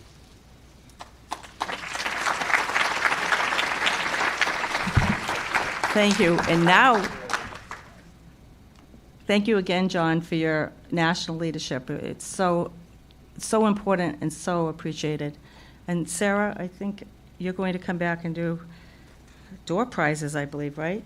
It's not a CADY event without door prizes. That's right. Right? Uh-huh. Okay. So if you haven't found them already, there are slips of paper in your packets, so everybody can start searching to see if they are a lucky winner of one of our door prizes or centerpieces.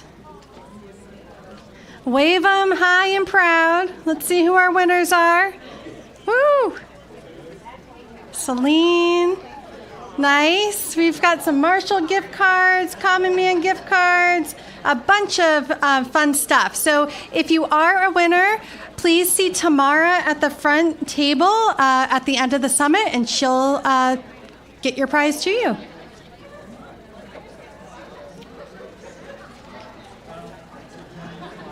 Okay, well that was quick. I think, did everybody find them? How many do we have? Okay. If there's an empty packet, check the empty packet. Yes, check the empty packets. We want to make sure that those all go home today. Okay, I'm going to go ahead and invite Deb back up. She could have done the door prizes. She always loves to do that. Yes, but you're the master of ceremonies. I don't want to step on any toes. Okay. So, there we go. Thank you, Sarah. Okay. So, just to reconvene, and you're probably sitting there thinking, what can I do to help, right? I hope all of you are thinking that. John got stimulated that kind of activity, I'm sure. We're going to be doing another voter voice, and that means you will receive an email, and we'll ask you to follow up it takes with less than 1 minute for you to just hit the link and send a message to your senator, and it'll go directly to your senator and your state representative and the governor, and just tell them that you're strongly opposed to marijuana legalization. We don't need one more addictive drug on our streets. And then, as Sue Homola, our Sam New Hampshire chair, just said, share it with 2 friends. Just keep it moving. Okay, let's pay it forward. So if anybody has any questions after, see Sue Homola, former state representative at the front table. So you see this, I have the best job ever. That's me, okay? I've been a preventionist since I've been 10 years old. I always have known that the best way to solve a problem is to prevent it from ever starting. As executive director of CADY for 2 decades, I have been blessed to blend 3 of my passions into one job: protecting our children from the harms of substance abuse, education, and community organizing. My wonderful husband of 49 years, Tim Narrow, has been retired for 7 years and has been patiently waiting for me. And I've been watching him having tons of fun with our grandchildren, and I've been left behind. So I have decided to leave the best job ever. I'm going to retire at the end of September, and it's just been amazing. Every step of the way, I have never felt like I've been working. This is a mission, a life mission. So prior to the stepping in as executive director, seems like forever ago, I was a founding board member of CADY, and I'm going to step back into that position. It's not so easy to get rid of me, see? So I'm sticking around.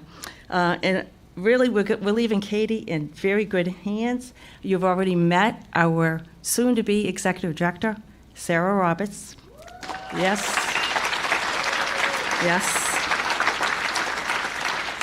And we have been working together for 4 years, and I don't believe we could find a better executive director. So I'm absolutely thrilled to be of support to Sarah in a very different capacity. And I also want to thank each of you. You've never hung up on me when I call, right? You've always answered the call, and then you go to the mat and you do whatever it takes to help our kids and to help CADY build promising futures for so many kids. And that boulder that you saw earlier, you've been there. You've helped to push it uphill. And we still have work to do, okay? We're not done yet.